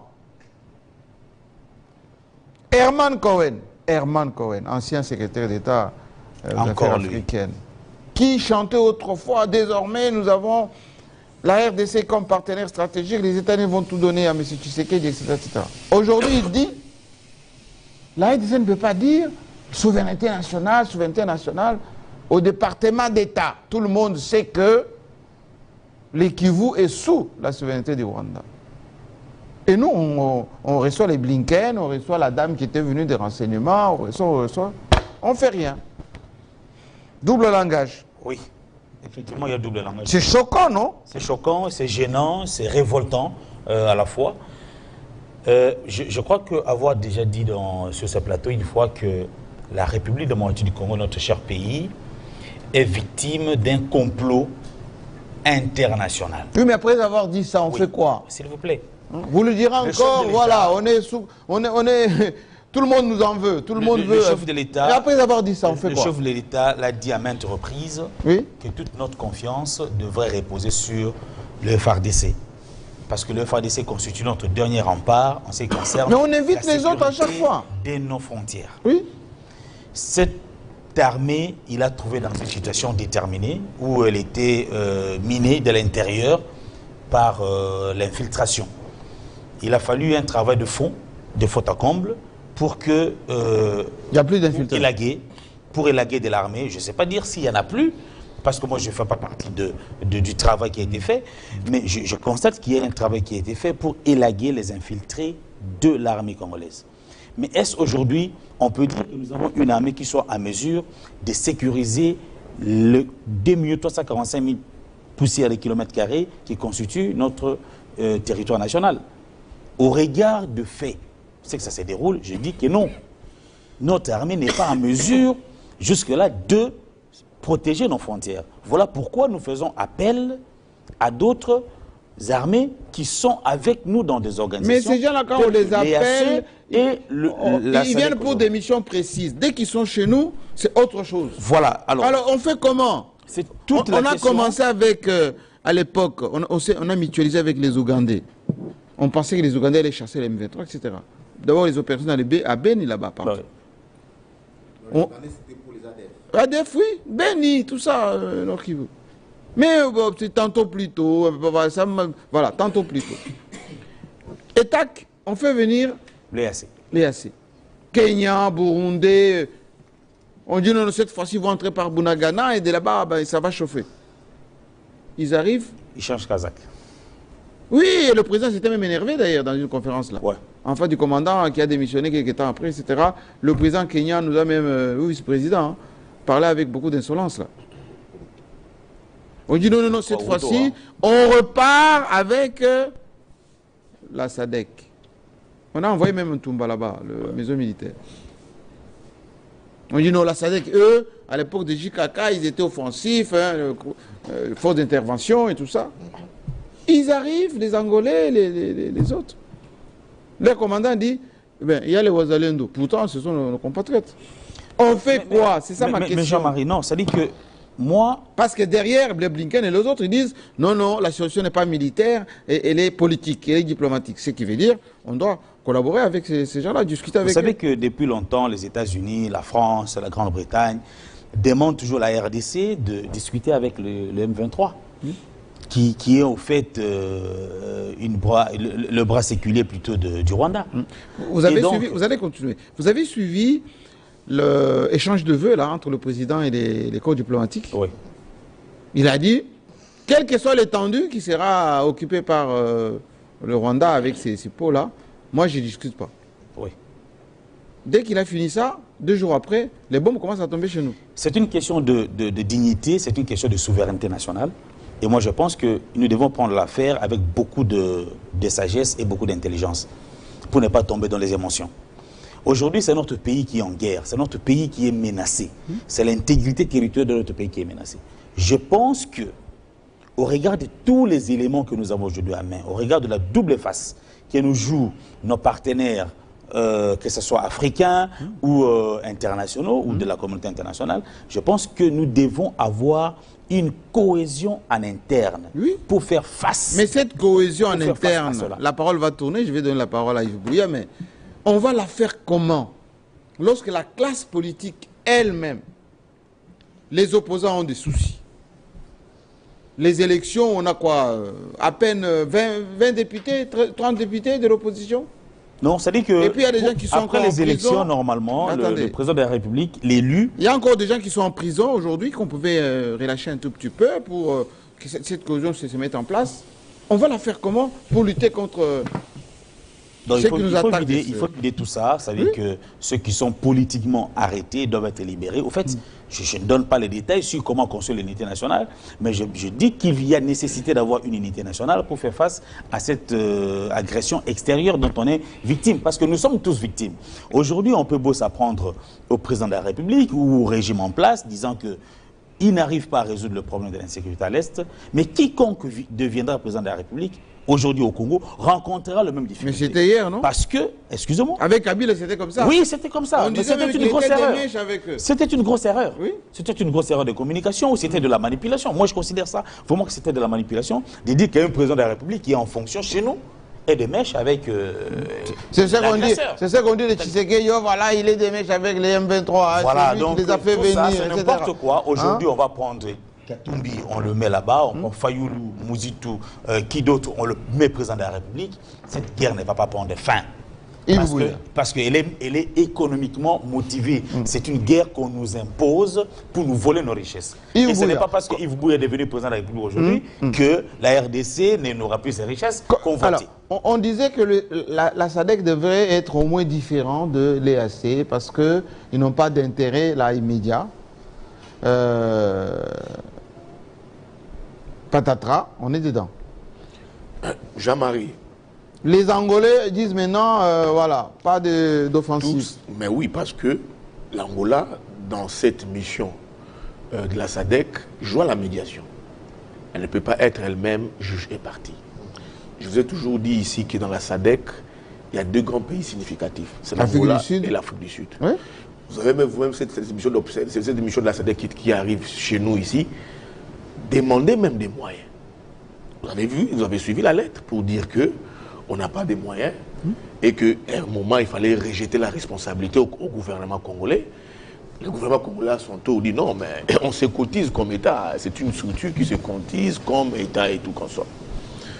Les vrais problèmes, Jean-Marie, je l'ai toujours dit ici, aussi longtemps que nous allons rester faibles, les pays limitrophes, voisins, structures de la sous-région vont toujours se moquer de nous. Les problèmes, les propos tenus par M. Herman Cohen, je ne l'entendrai jamais dire ça pour l'Angola.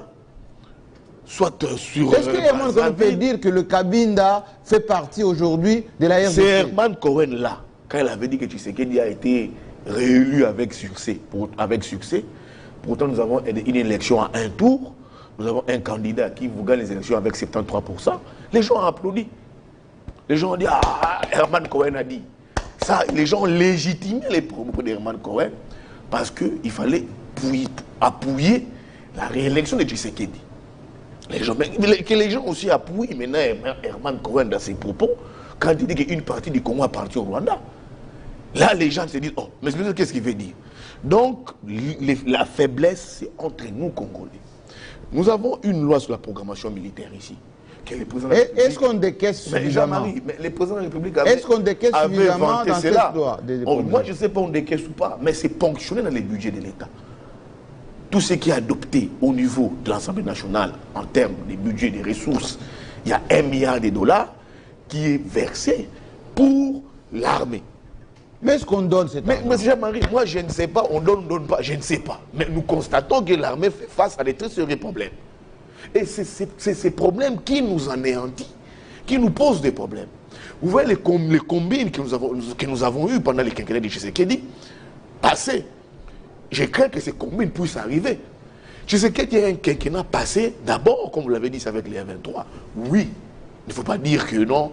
Un président de la République, on ne dit pas qu'il a été des mèches avec les mouvements rebelles autant que Kabila, autant que Tshisekedi. Mais c'est avéré que c'est Tshisekedi, au nom de la paix, qui avait un moment voulu négocier avec les M23 ici. Et ils ont été logés ici, discutés ici, parce que on a... Et Kagame se moque de nous d'ailleurs en disant ils sont venus là-bas, ils ont fait plusieurs mois, ils ont laissé... Parce que nous on a pensé qu'il fallait acheter ils ont laissé des dettes il fallait acheter cette paix. Oui. Il fallait acheter cette paix mais les tensions étaient bonnes. Oui, il fallait acheter cette paix avec le Rwanda. Oui. qu'il était vraiment dans l'obligation de discuter avec les M23. Et on fait les M23 ici, on discute avec les M23, mais on a vu certaines vidéos de Kagame nous dire que ces M23 étaient répartis avec une longue facture d'hôtel.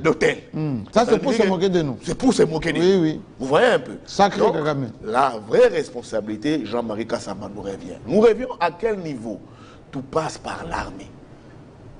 On discute avec des amis ici. Donc pour la plupart, nous savons d'où battent leurs cœurs. Les Charles Kankou, les Beledou.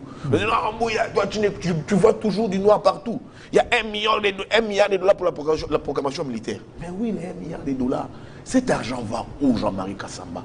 Pendant 5 années des gouvernances, des gestions de Tshisekedi, et qu'on est là, l'armée fait face toujours à des très sérieux problèmes.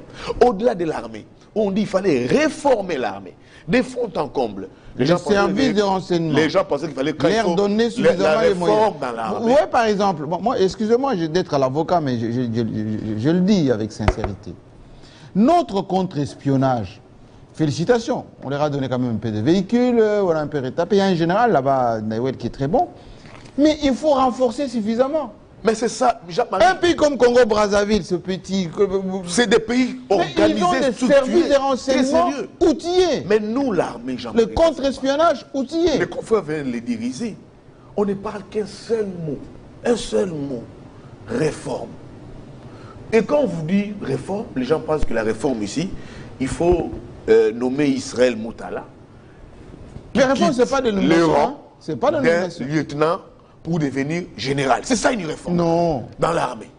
C'est pas ça la réforme. Les nominations, c'est pas la réforme. C'est quoi? Le recrutement, l'âge à la retraite. La réforme, c'est aussi l'équipement militaire, les camps militaires, l'armement. La réforme, c'est aussi la formation militaire. Vous parlez des renseignements militaires. Mais ça pose un très sérieux problème. On vous dit ici, les rares des fois, quand une stratégie est élaborée en interne, les petits Rwandais... Elle est déjà connue. Elle est déjà connue. Ça, c'est le chef d'état-major qui le dit. Hein? Le chef d'état-major qui le dit. Oui. Chiwewe qui le dit. Oui, c'est déjà connu. Très énervé, très énervé. Très énervé. Oui, oui. Vous vous rendez aujourd'hui. Moi, j'avais même évoqué ici l'idée qu'on puisse nous recruter les mercenaires. Oui. Mais Jean-Marie Kassamba, moi, je reviens de Goma.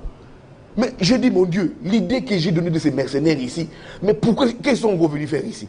Vous les avez vus là-bas? Jean-Marie. Mais ils font quoi d'abord? Ils sont dans des boîtes, dans des bars. Mais ils font quoi dans les boîtes? Là. Mais ils ne sont pas venus pour ça. J'ai dit, mon Dieu, mais ces mercenaires... C'était votre idée, hein? C'était mon idée, Jean-Marie. J'ai dit, monsieur le président, recrutez-nous des mercenaires. Des vrais, des bons. Des vrais. Qui sont cantonnés. En attendant de réformer l'armée. Oui. C'était une très belle idée. Une très bonne même, Jean-Marie Kassamba. On prend l'argent de la République. Comme il disait lui-même, les coachs. On prend l'argent de la République. Oui. Une personne se charge du travail. Il se rend dans un pays. Il prend l'argent du pays. Il paye. Surtout des mercenaires qui arrivent chez lui. Et qui fait le boulot. Non, Jean-Marie, qui ne fait pas les boulots. Pour faire les boulots, mais ça ne fait pas les boulots. Il tient dans les bars. Mais moi, je dis, moi, je viens de Goma, Jean-Marie Kassamba. Je suis dans un endroit, avec des amis, je vois 4 et 5 Roumains. Je dis, mais ces types-là viennent d'où? Oh, c'est des mercenaires. Oh, je sors d'une rue, je les vois dans des véhicules en train de vous sillonner toutes les villes de Goma. Alors, je ne vais pas aller, je ne vais pas dire certaines choses ici. Donc, les vrais problèmes, Jean-Marie, il faut restructurer l'armée. Le président de la République l'a dit que pour lui, c'est un mandat ultime et c'est très important. 5 années, c'est beaucoup.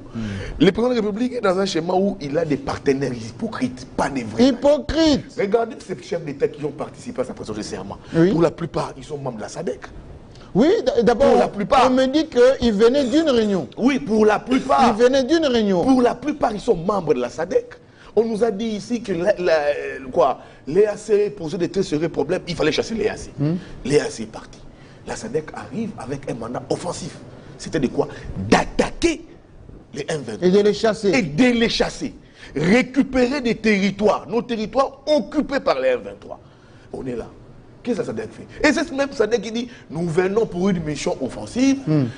Elle dit, non, il faut que les Ouazalendo, les FARDC puissent arrêter de collaborer avec les Ouazalendo. Mais ce n'est pas ça votre combat. Votre combat, c'était que... Délibérer les territoires occupés, réinstaller l'armée congolaise et répartir. Mais vous, SADC, vous venez chez nous, vous nous parlez des Ouazalendo. Mais qui ne sait pas ici que les Ouazalendo comme se dit en Swahili, signifie volontaire, Ouazalendo, je pense. C'est des patriotes volontaires qui se battent pour les pays. Parlez des Ouazalendo, vous les assimilez aux Congolais, au FRDC. Vous, les SADC, votre combat, c'est contre les Ouazalendo ou c'est contre les M23? C'est contre les M23.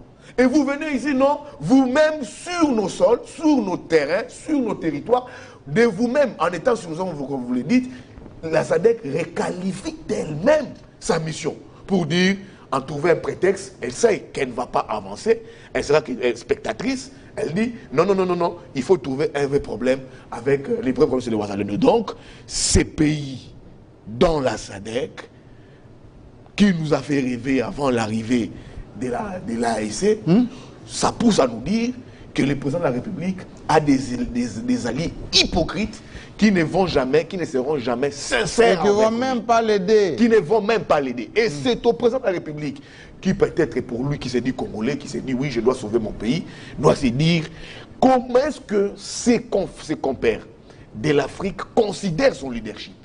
C'est un leadership propre, un leadership fiable, un leadership sincère, ou c'est le leadership d'une personne qu'on puisse seulement brouiller. Mais dans notre temps, il n'y a pas une sincérité dedans.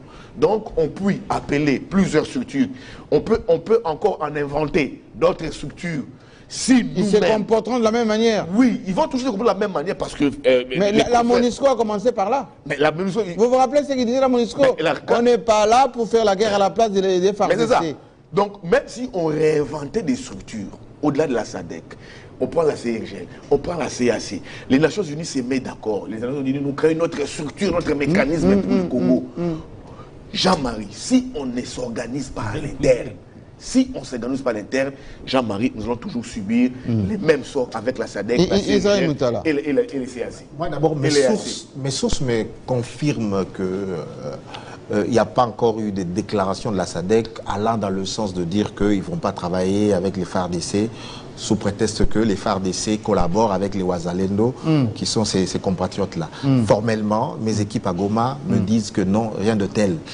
Ils me disent d'ailleurs... Mais comment se comportent-ils sur le terrain? Ah non, ils sont dans la phase de déploiement. Donc ils n'ont pas encore lancé leur... Mais on nous attaque. Ah oui, non, l'attaque ça veut dire que... On nous attaque, Non, c'est pas encore une attaque planifiée, c'est pas là. C'est un obus qui est tombé dans un quartier de Goma, tout simplement. Mais ce n'est pas encore une attaque planifiée pour attaquer Goma. Mais on va certainement arriver à la guerre. Je ne souhaite pas que nous en arrivions là. Parce que quand je suis le président de la République, et c'est du bon sens,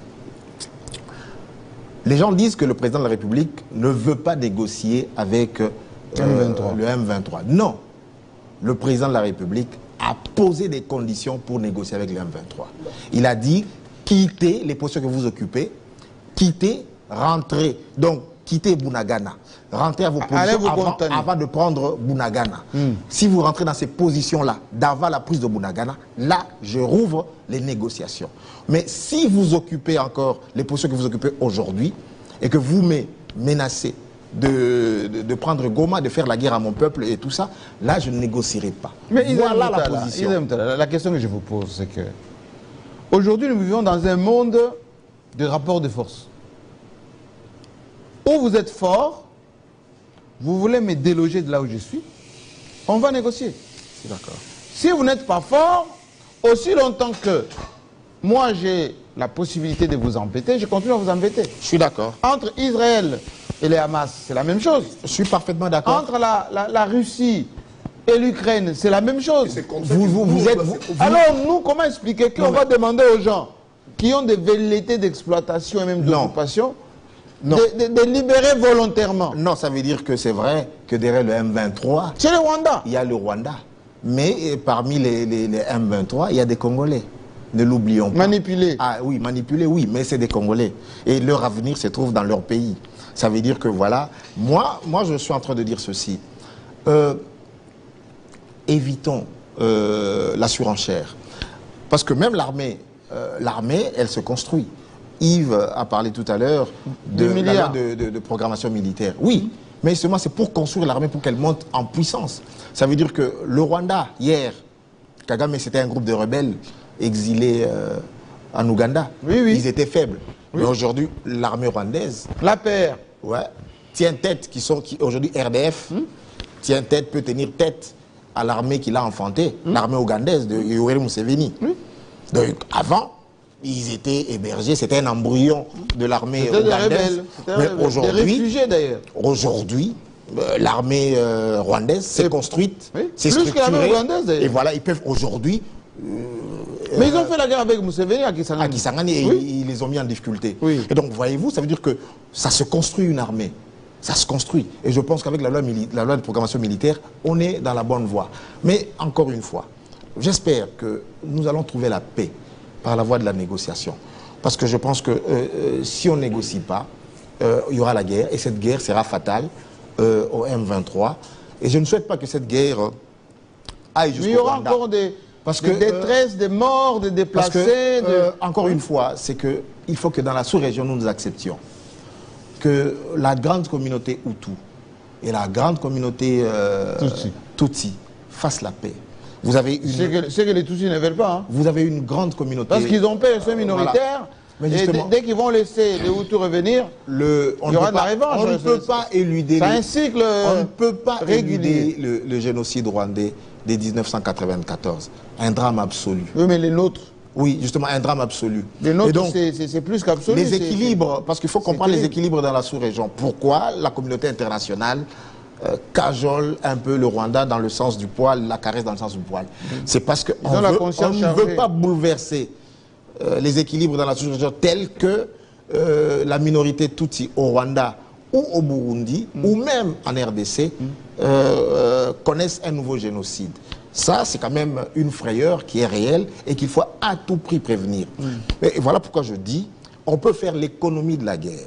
Mais encore une fois, il faut que Kagame arrête son soutien au Rwanda, qu'il comprenne que ce qu'il veut obtenir par les armes en finançant le M23, il ne l'obtiendra pas. Parce que même avec le M23, même avec la force de la SADC, bientôt, les déploiements seront complets. Le plan d'attaque sera concocté et il ne restera plus que la mise en œuvre. Donc, c'est une question de mois, c'est une question de semaines, la fin du M23. Parce que vous avez d'une part les nouvelles unités de FRDC qui ont été formées, qui sont équipées, qui sont prêtes à la bataille. Vous avez de l'autre part la SADC, donc les deux forces ensemble viendront à bout du M23. C'est une question de quelques mois ou de quelques semaines. Très calmement. Vous savez... la SADC ne fait pas l'affaire? Non. Le problème, j'ai joint ma voix à celle de Yves Bouya. Le problème, c'est notre chef de l'État, en fait. Pourquoi? C'est lui le problème. Il fait beaucoup d'efforts, monsieur. Non, il ne fait pas beaucoup d'efforts. C'est de l'hypocrisie. Il montre toute la bonne volonté. Il n'y a pas la bonne volonté. Il ne nous a pas écoutés lorsque nous lui avons dit de ne pas aller à l'EAC. Nous avons... on les a renvoyés chez eux. Voilà les conséquences. Nous avons les conséquences. Quand nous lui avons interdit de ne pas aller à l'EAC, il y a eu les aboyeurs ici qui ont parlé de la diplomatie agissante. Nous voyons tout ça. Le problème, c'est lequel? Quand on nous parle de la loi de programmation, nous bouche les oreilles. Un simple papier. Est-ce que vous avez mis ça en musique? Ben, monsieur, il y a déjà des équipements qu'on voit. On voit la manière dont l'armée s'habille. Le problème, ce n'est pas l'équipement. On a des hélicoptères. Non, le problème, ce n'est pas l'équipement. On a les drones. Le problème n'est pas l'équipement. Un seul Rangers, un seul bien formé, peut mettre en moule 100 militaires congolais. Un seul. Non, comment tu peux affirmer ça? S'il te plaît. Un Ranger, c'est qui? S'il te plaît. Non. Mais on en a aussi des Rangers. N'oublie pas ça. Il ne faut pas oublier ça. On en a des Rangers. Laisse-moi suivre. On en a des Rangers, mais nos territoires sont en train d'être pris. Jusqu'à là, l'escarmouche là, pour réunir le Parlement, déclarer la guerre, elle n'est pas encore là. Il faut le faire avec intelligence. C'est pourquoi il faut lire. Il y a un nouveau cycle qui commence. Ça flotte. On attend que les institutions se mettent. Il ne pouvait pas. Il n'y a pas de Sénat, il n'y a pas d'Assemblée nationale. Il ne pouvait pas tenir ces propos-là. Pourquoi pas? Il ne pouvait pas les tenir. Puisque. Attends, j'ai raisonné sur ça. Vous avez dit il n'y a pas le Sénat. N'est-ce pas? Ce qui est tout à fait normal. Mais lorsqu'il dit à la moindre escarmouche, j'ai réuni le Parlement, il parlait de quel Parlement? vous le prenez au mot, ça veut dire ça montrait sa détermination. Non, ça veut dire que... trop parler pour Non, ne rien c'est faire. pas trop parler. Il y a les livres, Non. il y a les livres de la sagesse. Il y a les livres de la sagesse. Un chef ne parle pas pour parler. La parole du chef vaut de l'or. Lorsque vous parlez, elle doit avoir des effets. Et les Congolais n'attendaient que sur ça. Et nous nous sommes posé des questions. Une institution est remplacée par une autre institution correspondante. À quel moment il va réunir le Parlement? Donc il y a une manière de parler. C'est ça ce qui le tue. Il parle trop pour ne rien faire. Cette histoire, comment Kabila, vous parlez de former l'armée, nous étions dans cette dynamique. Et vous savez comment Kabila a mis à mal l'M23. Vous le savez. Il y a eu cette dynamique. Mais comment nous sommes arrivés à cette cassure de cette dynamique? Chasse à la sorcière. Vous avez des chefs d'état-major des régions qui sont nommés dans leur région, mais ils sont en Kinshasa en train de faire l'ambiance. Vous les entendez, ils sont au Zimbabwe pour aller traquer les journalistes. Vous les entendez, ils sont en Nairobi. Mais vous allez gagner la guerre à quel moment? Vous politisez l'armée. Vous prenez les officiers Katangé, vous les traquez. Donc, vous revenez sur cette affaire. Attends. Ce discours est dangereux. Non, c'est pas bon. Le discours n'est pas dangereux. Non, retirez d'abord. Non, je ne peux pas retirer. Retirez d'abord. Le discours n'est pas stigmatisé. Non, Israël Arrêtez est de laisse-moi. Laisse-moi. On a une Vous armée stigmatisez. L'armée n'est plus nationale. Si, elle est Non. Revenez au débat. Jean-Marie qui fait le test connaît quand même la qualité. C'est ça qui mène la fragilité de l'armée. Non, mais c'est le faux discours. Non, c'est pas ce discours. Nous constatons les faits. Quel fait? Nous constatons les faits. Que je te cite les... Vous avez les statistiques. C'est très dangereux. Ne citez pas les noms des gens. C'est très dangereux. Il sait pourquoi il ne peut pas que je cite. Mais parce que c'est pas objectif. Il sait C'est pourquoi. pas objectif. Il sait pourquoi il refuse que je C'est cite. pas Pourquoi? objectif. C'est ça, c'est... Non, s'il te plaît. Daïwel a fait quoi? Daïwel a fait quoi? Est-ce que moi j'ai parlé de Daïwel? Chiwewe a fait quoi? Est-ce que moi j'ai parlé de Chiwewe? Est-ce que moi j'ai parlé de Chirimwani. Est-ce que moi j'ai parlé de Citons les officiers. Que je te cite. Dit que... Je te cite. Tu veux que je te cite? Faut pas tu m'autorises politiser que je l'armée. cite. Faut pas se Non, je ne politise l'armée. C'est Faut pas ça. tribaliser l'armée. Israël, laisse-moi parler. Les gens qui meurent là-bas, au front, c'est pas en fonction de leur ethnie ou de leur... Laisse-moi parler. Israël, Laissez-les qui terminent. je ne politise pas. Restez journaliste. C'est ça ce qui affaiblit les corps de l'armée. C'est ça ce qui affaiblit. Et là, je vous prends. Pourquoi à l'époque de Mobutu, nous avions eu 3 armées? Nous avions la DSP, nous avions la garde civile et nous avions la phase. Pourquoi il y avait cette déconfiture arrivée jusqu'en 1996, on a déclenché la guerre. C'est puisqu'il y avait marginalisation au niveau de l'armée. L'armée n'était plus homogène. Et c'est de ça ce que nous vivons actuellement. Il ne faut pas dire non. Parce que si l'armée est homogène, l'M23 n'a pas la force, ni le Rwanda n'a pas la force de mettre en déconfiture la République démocratique du Congo. Le M23 que tu parles ici, le M23 a occupé l'Est de la République. Kabila, à qui tu jettes des lauriers aussi, qui je félicite aussi, est arrivé à bout du M23 grâce à la force, à la FIB. La force de la brigade d'intervention rapide, constituée des mêmes états de la SADC. De quoi tu parles? Ça veut dire pendant de longues années, la partie là, elle était occupée de longues années avec l'armée de Kabila. Donc on y a mis fin avec l'intervention des mêmes états de la SADC. De quoi tu parles? Non, pas nécessairement. Oh, pas nécessairement. Faut être sérieux. Nous avons notre consort Sylvie Bobo. Devant Etumba. Qu'est-ce que Etumba disait? Il y a eu combien de morts dans ces combats là-bas? Combien de Tanzaniens Combien de Tanzaniens étaient morts? La guerre n'a jamais ressuscité les gens. Non, dans cette la guerre n'a jamais ressuscité. Je te montre la mort de la SADC. La brigade. Combien de Tanzaniens étaient morts? Laissez-moi poursuivre. 13 Tanzaniens ont perdu la vie pour prendre Bunagana et les colonies là-bas. Faut pas raconter des histoires. J'étais des membres. Mais, seul bémol, la brigade d'intervention de les Nations Unies n'avait pas remplacé les FRDC. Non, on n'a pas dit ça, bien sûr, on n'a pas dit ça. C'est pareil. C'était les FRDC qui étaient au front, ça venait en appui. Mais justement, je suis tout à fait d'accord. Heureusement, je suis d'accord. Laissez-moi poursuivre. Chutez maintenant. Non, je ne peux pas chuter. Oui, mais alors... Non, je viens à peine de commencer. Oui. Je viens à peine de commencer, il m'a embrouillé. Alors, poursuivez. Qu'est-ce que nous cherchons? Poursuivez. Qu'est-ce que nous cherchons? Moi, je vais... Nous cherchons l'entièreté de la République démocratique du Congo. Nous cherchons la paix. Mais qui cherche cette paix? Et qui veulent à la guerre? Ce sont nos propres dirigeants, Yves l'a dit. Ce sont nos propres dirigeants. Des hypocrites, des orgueilleux.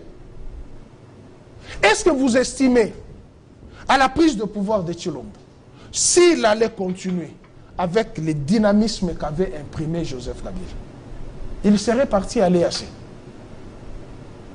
C'est le fait d'aller à l'EAC qu'il a introduit nos bourreaux sur notre sol.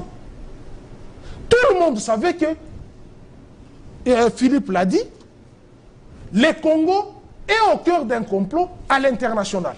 On utilise le Rwanda et l'Ouganda pour nous malmener.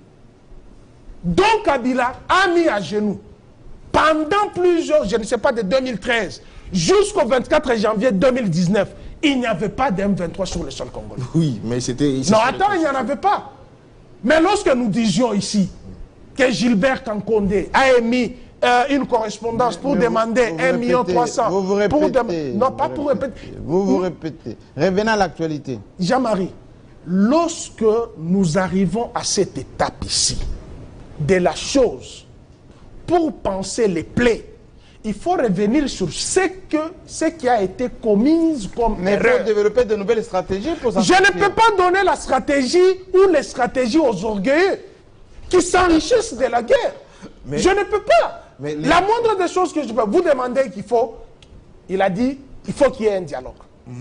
Il faut dialoguer, n'est-ce pas? il a posé des conditions pour le dialogue. Non, il a posé des conditions pour le dialogue au M23. À ceux qui occupent. Ouais, tout à fait. Mais à l'interne, vous oubliez ce qui se passe. À l'interne, vous oubliez ce qui se passe. Vous avez vu comment Joseph Kabila s'est déployé avec les concertations, les consultations, avec les mouvements rebelles qui étaient tous, on les a invités ici au Palais du Peuple, pour qu'il y ait fédération d'esprit, mettre en déroute. Mais qui avait fait fausse route? C'est l'UDPS, non? Vous savez que l'UDPS a fait fausse route. Mais vous revenez toujours à l'histoire. Hein? Non, je suis professeur d'enseignement gratuit. Elle est très importante. Et un peuple qui ignore son histoire, c'est un peuple maudit. Puisque le M23 qui est là, qui a ramené le M23, qui a ranimé le M23? C'est le régime actuel. Non, c'est pas ça, c'est trop simple. Ça veut dire que le M23 avait un agenda. D'abord, les accords de 2009. Ça veut dire qu'on ne les a jamais appliqués. Non. De 2013 à 2019, le M23 n'existait plus. Quand on vous dit des faits, attendez, quand on vous dit des faits, ça veut dire quoi? Ça veut dire que ça veut dire que vous les battez militairement. Mais politiquement, ils étaient dans les pays voisins. Ils étaient au Rwanda et en Ouganda. Ils se sont reconstitués et ils ont récupéré leur position d'antan. Militairement, oui. Ça veut dire que... Mais militairement, le M23 était défait. Oui, mais attendez. Sans été récupéré, oui, je suis d'accord avec toi. Politiquement, ils étaient au Rwanda, en Ouganda. Mais leur agenda... Qui a ramené ces politiques au Congo? Qui a ramené ces politiques? Mais on venait pour qu'on discute avec eux. Ça veut dire que... Discuter sur quoi? L'agenda de Tshibanda de 2009 mais de 2013. L'agenda n'existait plus. Si, l'accord de Nairobi existait. Il y avait déjà un communiqué qui mettait fin à ça. Non, justement, n'existait parce plus. Ils s'appuient toujours sur ça. Ils s'appuient toujours sur cet agenda. Mais ils s'appuient puisque votre régime coopérait avec l'M23 depuis longtemps. Qu'est-ce qu'on fait C'est pourquoi ils ont arrivé, c'est ça. Qu'est-ce qu'on fait des réfugiés Tutsis congolais qui sont au Rwanda et en Ouganda? On fait quoi? On fait quoi d'eux? C'est ça la question? Oui, c'est une des questions de cette qui a ramené la guerre. C'est une des questions. C'était un agenda, oui. La communauté Tutsi congolaise qui est au Rwanda et au Gabon. On en fait quoi? Nous, Congolais, nous avons été réfugiés en Tanzanie. Oui. Je venais de Lubumbashi, j'ai vu les Congolais venir de la Namibie. Oui, c'est ça. Est-ce que ça suscitait la guerre? Attends, mais eux, ils ont pris la guerre aussi entre pour ça. On fait quoi? C'est plus que l'UDPS, le régime actuel. Toi, tu refuses qu'on parle de l'UDPS. Non, c'est pas ça. Tu n'es pas de l'UDPS. Et pourtant... Approfondis la question, monsieur. Nous sommes en train d'approfondir puisque à ce stade, nous sommes dans la bouillabaisse. Non, ça veut dire à ce stade, nous sommes dans la l'accord de Nairobi, justement, pourquoi? Parce que les acteurs politiques sont allés réanimer ces gens-là. L'accord de Nairobi disait ceci: retour des réfugiés, notamment ceux dont je parle, réinsertion de combattants ils doivent être donnés des postes, partage de pouvoir, responsabilité politique. Et puis, nouvelle armée, avoir des grades correspondants. Il y avait tout ça que Joseph Kabila disait, non, ça c'est impopulaire, je ne vais pas appliquer ça. Donc, depuis lors, cet agenda, le M23, le CNDP avant et le M23 récupèrent cet agenda, le ramènent sur la table. Voilà ce qu'on avait signé avec votre gouvernement. Vous n'avez pas appliqué ça, vous n'avez pas appliqué. Et ils prennent les armes avec l'aide du Rwanda et de l'Ouganda pour vous imposer cet agenda-là. C'est ça le vrai débat. Non, le problème c'est que... C'est ça le débat. Il faut... Ils n'ont pas... Non, c'est pas ça. Les deux n'ont pas tort. Toi, les débats, c'est qu'on les a posés. Non, les deux, c'est qu'ils n'ont pas tort. Oui, Yves Bouya. Tshisekedi défait les M23 sur les plans militaires. Pas Tshisekedi. Tshisekedi. Les M23, c'est deux branches. Il y a la branche politique et la branche armée. Mais on doit reconnaître que la branche, l'activisme du M23 était plus sur la branche armée. Militaire. La branche armée c'était presque exilé. la branche politique. La branche politique, c'était presque exilé. Tantôt c'est l'Ouganda, tantôt c'est le Rwanda, tantôt c'est la Tanzanie. Ouais. Mais quand on parle que ces M23 a été défait, c'est sur la branche militaire. Bien sûr. Ça, c'était du moment de Kabila. Mais quand Tshisekedi arrive, Tshisekedi, à un moment, a pensé acheter la paix avec le Rwanda. C'est là où il est rentré dans ses pièges. C'est ça maintenant les malins. Oui, c'est ça le problème. Il est rentré dans ses pièges. D'où les propos des Bifor. Et le Rwanda était malin. Très malin. Non, Oui, il fallait rester Pour l'opinion, quand vous dites des faits, ça veut dire ceci. Ça veut dire que... Attendez, quand vous dites des faits, pour que l'opinion nous comprenne. Pour que l'opinion nous comprenne, ça veut dire qu'il y a par exemple, il y avait 10 000 combattants à peu près du M23. On les a défaits. Ça veut dire qu'on n'a pas tué 10 000 combattants M23. On en a tué quelques milliers. Non, ça et puis, parce que l'Ouganda avait fait un communiqué à l'époque, vous vous souvenez, qu'ils ont traversé de ce côté-ci. Je les ai désarmés. Des milliers de combattants du M23 ont traversé lors de la guerre là-bas, opération Pomme Orange. Ils ont traversé et on a pris soin de les désarmer. Ce sont ces combattants qu'on avait défaits militairement, qui sont restés de notre côté, qui se sont réarmés, qui ont réformé et qui reviennent. Non, Attends, Yves. Je vais te laisser la parole. Qu'on soit rationnel, lucide. Sur le plan militaire, ils sont défaits. Et l'arsenal qui était là, nous avons entendu, c'était l'arsenal qui pouvait amener la guerre pendant 20 ans. Et on a vu des cadavres et des cadavres. On a récupéré toutes ces montagnes qui posaient des problèmes à la République. C'est-à-dire, le fait qu'ils ont été défaits militairement, on a même récupéré des territoires. On a récupéré des territoires. Non, y a pas de problème. Ils sont allés dans d'autres pays. Tout à fait. Ils ont été désarmés là-bas, dans d'autres pays. N'est-ce pas? Ils ont été Ouganda désarmés. et Rwanda. Ouganda et Rwanda. Pourquoi? Vous venez de le dire, Kabila a refusé d'appliquer cet agenda obscur. Il a refusé. Pendant combien d'années? 2013 au 24 janvier 2019. N'est-ce pas? Puisque pour vous, il a fallu résoudre le problème des réfugiés qui devraient entrer, patatis. Mais regardez maintenant, la malice. Des gens que vous êtes allés signer les accords avec, ils viennent, ils disent, nous avons signé l'accord avec Tshisekedi. Pourquoi former 2 brigades? Une brigade qui devrait être dans le Congo central, une brigade qui devrait assurer sa sécurité. Et pour quelle raison? Pour empêcher Kabila de ne pas revenir au pouvoir. Dis-moi, quel est cet agenda de Nairobi qui parlait de ça? Non, là, il n'y a pas de problème. Mais c'est ça la malice, le vol, l'hypocrisie. Non, c'est pas ça. Non, c'est ça. Mais attendez, attendez, ça veut dire que... Non, je vous dis ceci. Ça veut dire que... Faut pas être... Tu es trop impulsif. Ça veut dire ceci, voilà. Non, parce que ce sont mes frères qui meurent. Non, attendez. À cause de nos dirigeants. Réfléchissons maintenant. C'était moyennant quoi? Moyennant justement l'agenda de Nairobi. Ils ont dit voilà, nous, on va vous aider par exemple. Restons dans votre objectif. Le M23 vient, dit voilà, moi, oui, d'accord, une brigade pour te protéger, entre guillemets, de Kabila, une brigade pour aller former tout ça. Bref, en contrepartie, applique l'agenda de Nairobi. Alors, ils sont restés dans les hôtels ici, d'accord. Oui. Mais qu'on y est par ailleurs. Enfin, oui, qu'on y est, qu'ils étaient ici. Oh, mais toi, tu es de la police que tu veux. Moi, qui terminé. J'avais dit les responsabilités politiques doivent être. Voilà pourquoi je te dis, approfondissons les débats. Approfondissons les débats. Alors, mais par rapport à ça, ce qu'il se rend compte justement, que cet agenda aussi... Il ne peut pas l'appliquer non plus. Est impopulaire. il va se couper de l'opinion nationale. Il va encore l'infiltrer. Il donne raison à Joseph Kabila qui s'était assis devant sur ses accords. Oui. Lui aussi, Mais les faits poireautés, en retard. les faits poireautés, quelques mois. les faits poireautés et tout ça. Oui. Ils se disent, voilà, le mandat commence à aller vers sa fin. Oui. Les engagements qu'il avait pris d'appliquer l'agenda, il ne le fait pas.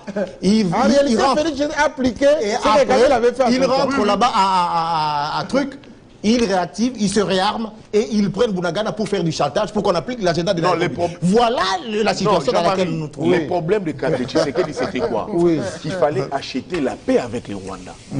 C'était ça les vrais problèmes de Tshisekedi.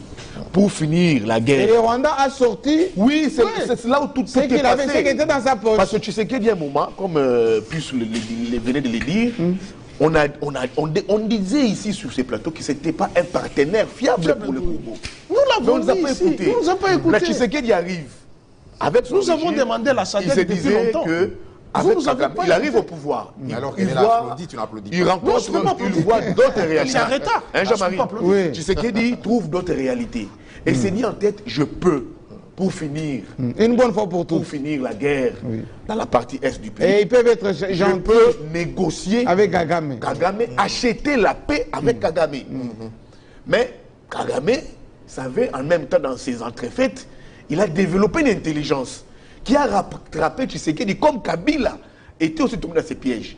Tshisekedi arrive, il dit bon ça va, je trouve que Kagame c'est un partenaire fiable. Il est sérieux. Il l'a dit d'ailleurs, Tshisekedi. Oui, Il l'a dit d'ailleurs. Il est bon, il est sérieux, mais peut-être se disait, mais comment est-ce qu'il était en déphasage avec Kabila? Peut-être. Non, c'est pas les Kagame qu'on connaît tous les jours. Pourtant, il est gentil. Il est gentil. Hein, Vous voyez, il fait les affaires. C'est un chic type. Il m'appelle mon frère. Oui, c'est un chic type. Voilà. Je parle bien avec lui. C'est pas l'anglais, on parle en français. Et tu sais que bon, ça va. Faisons les affaires au prix de la paix. Ouais, pour la paix. Pour la paix. Et c'est là où le président de la République n'a rien compris dans ses entrefaites. Qu'est-ce qu'il fait? Il affiche une certaine sincérité. Il est allé trop vite. Mais déjà, nous, on disait ici avec les plus Attention! Attention, monsieur le président. C'est un loup. Mais les présidents nous disaient non, non, non, non, non, non, il est bon. Je gère. Il est fiable. Vous voyez un peu. Vous voyez, oui, il est bon. Mais pourtant, les Rwandais, Jean-Marie, les Rwandais avaient déjà son agenda d'activer, de réactiver les M23. Et nous sommes tombés. Pour nous contraindre. Pour nous contraindre, nous sommes tombés dedans. Tu sais qu'il arrive, il libéralise tout que Kabila avait bloqué.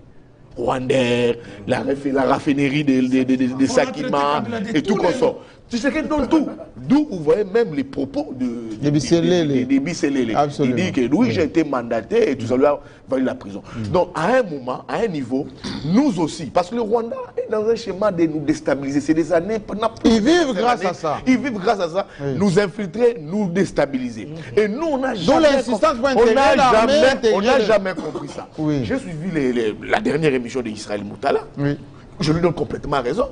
Où la plupart de nos politiques ici sont des mèches de connivence avec le Rwanda. Parce que certains pensent aujourd'hui, Jean-Marie Kassamba, pour être Congo, pour gérer le Congo, il faut faire allégeance au Rwanda. Mais dans notre temps, quand nous disions ici, il faut toujours faire allégeance au Rwanda, mais le Rwanda vous développe toujours de l'intelligence. Aujourd'hui, le Rwanda sait aujourd'hui que contrôler militairement le Congo pose problème. C'est grand. C'est trop grand, il y a trop de bruit, il y a trop de condamnation. Les Rwandais dans une autre dynamique de faire Kigali une plaque tournante financière. Là encore, on rêve. Regardez la voiture électrique qu'on vient d'installer. Mais Jean-Marie, nous on rêve. Même les Chinois veulent les Rwanda installer. aujourd'hui, avec lithium, je parle en face d'un économiste. Le Rwanda aujourd'hui est devenu une réserve économique dans la sous-région. Où tous les projets de développement, s'il faut aujourd'hui avoir l'argent, les fonds s'élèvent au Rwanda. Mais ici, nous, on rêve des gouverneurs. Le Nigeria qui est aujourd'hui la première force économique en Afrique, aujourd'hui, t'élève des fonds au Rwanda. C'est la raison pour laquelle il y a eu cette altercation entre nous et le Congo-Brazzaville. Posez-vous la question, pourquoi, qu'est-ce que Sassou était allé faire à Brazzaville? Jusqu'à donner une partie de notre côté des Maloukou et tout comme ça. C'est annulé ça. Oui, non, aujourd'hui c'est devenu une plaque tournante financière. Donc si aujourd'hui, l'Angola, le Rwanda, la Tanzanie, l'Ouganda a des projets de développement, ils se disent, mais on aura l'argent où? On peut lever ça à partir du Rwanda. On peut lever ça à partir du Rwanda. Et si ces pays limitrophes lever ces fonds à partir du Rwanda. Venez investir chez nous. Ça nous contrôle même sur les plans financiers. Mais regardez le système financier ici. Oui, mais nous, Equity. les Rwandais a développé ça. Oui. Mais nous, on va se limiter sur une guerre militaire. La guerre là deviendra un domaine économique où on aura des entreprises rwandaises ici. Nous aurons des entreprises rwandaises dans la périphérie de Kinshasa. On ne va pas comprendre C'est déjà là. Avec ce que ça soit. C'est C'est là où je dis Jean-Marie Kassamba. Oui. Au-delà de tout, la responsabilité nous revient de nous rêver comme pays, de prendre en main notre souveraineté, de construire l'appareil sécuritaire et de construire l'armée. Je vous dis, Israël dit ici, en 5 ans, c'est quand même trop de construire une armée. Non, 5 ans, c'est beaucoup, Jean-Marie Kassamba. Beaucoup. On a vu comment est-ce que vous êtes arrivé ici, comment est-ce qu'il s'est imposé sur le plan militaire, sur le plan sécuritaire. Donc c'est question des volontés politiques. Si on y met de la volonté politique à tous les niveaux, je pense que nous allons arriver. Merci beaucoup. On fait signe qu'on doit laisser la place au journal parce qu'effectivement, aujourd'hui, l'heure est à une prise de conscience des Congolais. Sortons un peu des petits postes de Kinshasa. Sortons du Sénat, qui sera Premier ministre, qui va gérer le gouvernement du Katanga, du Lualaba, etc. Parce que vous avez vu, même la SADC, qu'on pensait qu'elle allait nous aider, la SADC, eh ben, infiltrée, inféodée, pour ne pas dire influencée par les grandes puissances, qui trouvent leur compte, Yves Bouye vient de le dire, à partir du Rwanda.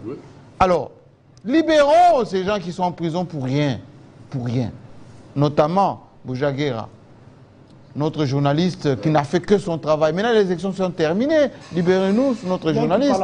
Libérez aussi les politiciens qui peuvent aussi mobiliser la nation. Arrêtez de bloquer les gens à l'aéroport. Tout le temps. Quelqu'un veut voyager, vous le bloquez. Pourquoi faire? Voilà. C'est tout cela qui frustre un peu les gens. Et la cohésion nationale en prend un coup. Le président a dit, vivre ensemble, il faut que le vivre ensemble, c'est vie aussi au quotidien. Très important. Bon week-end à tous, à la semaine prochaine.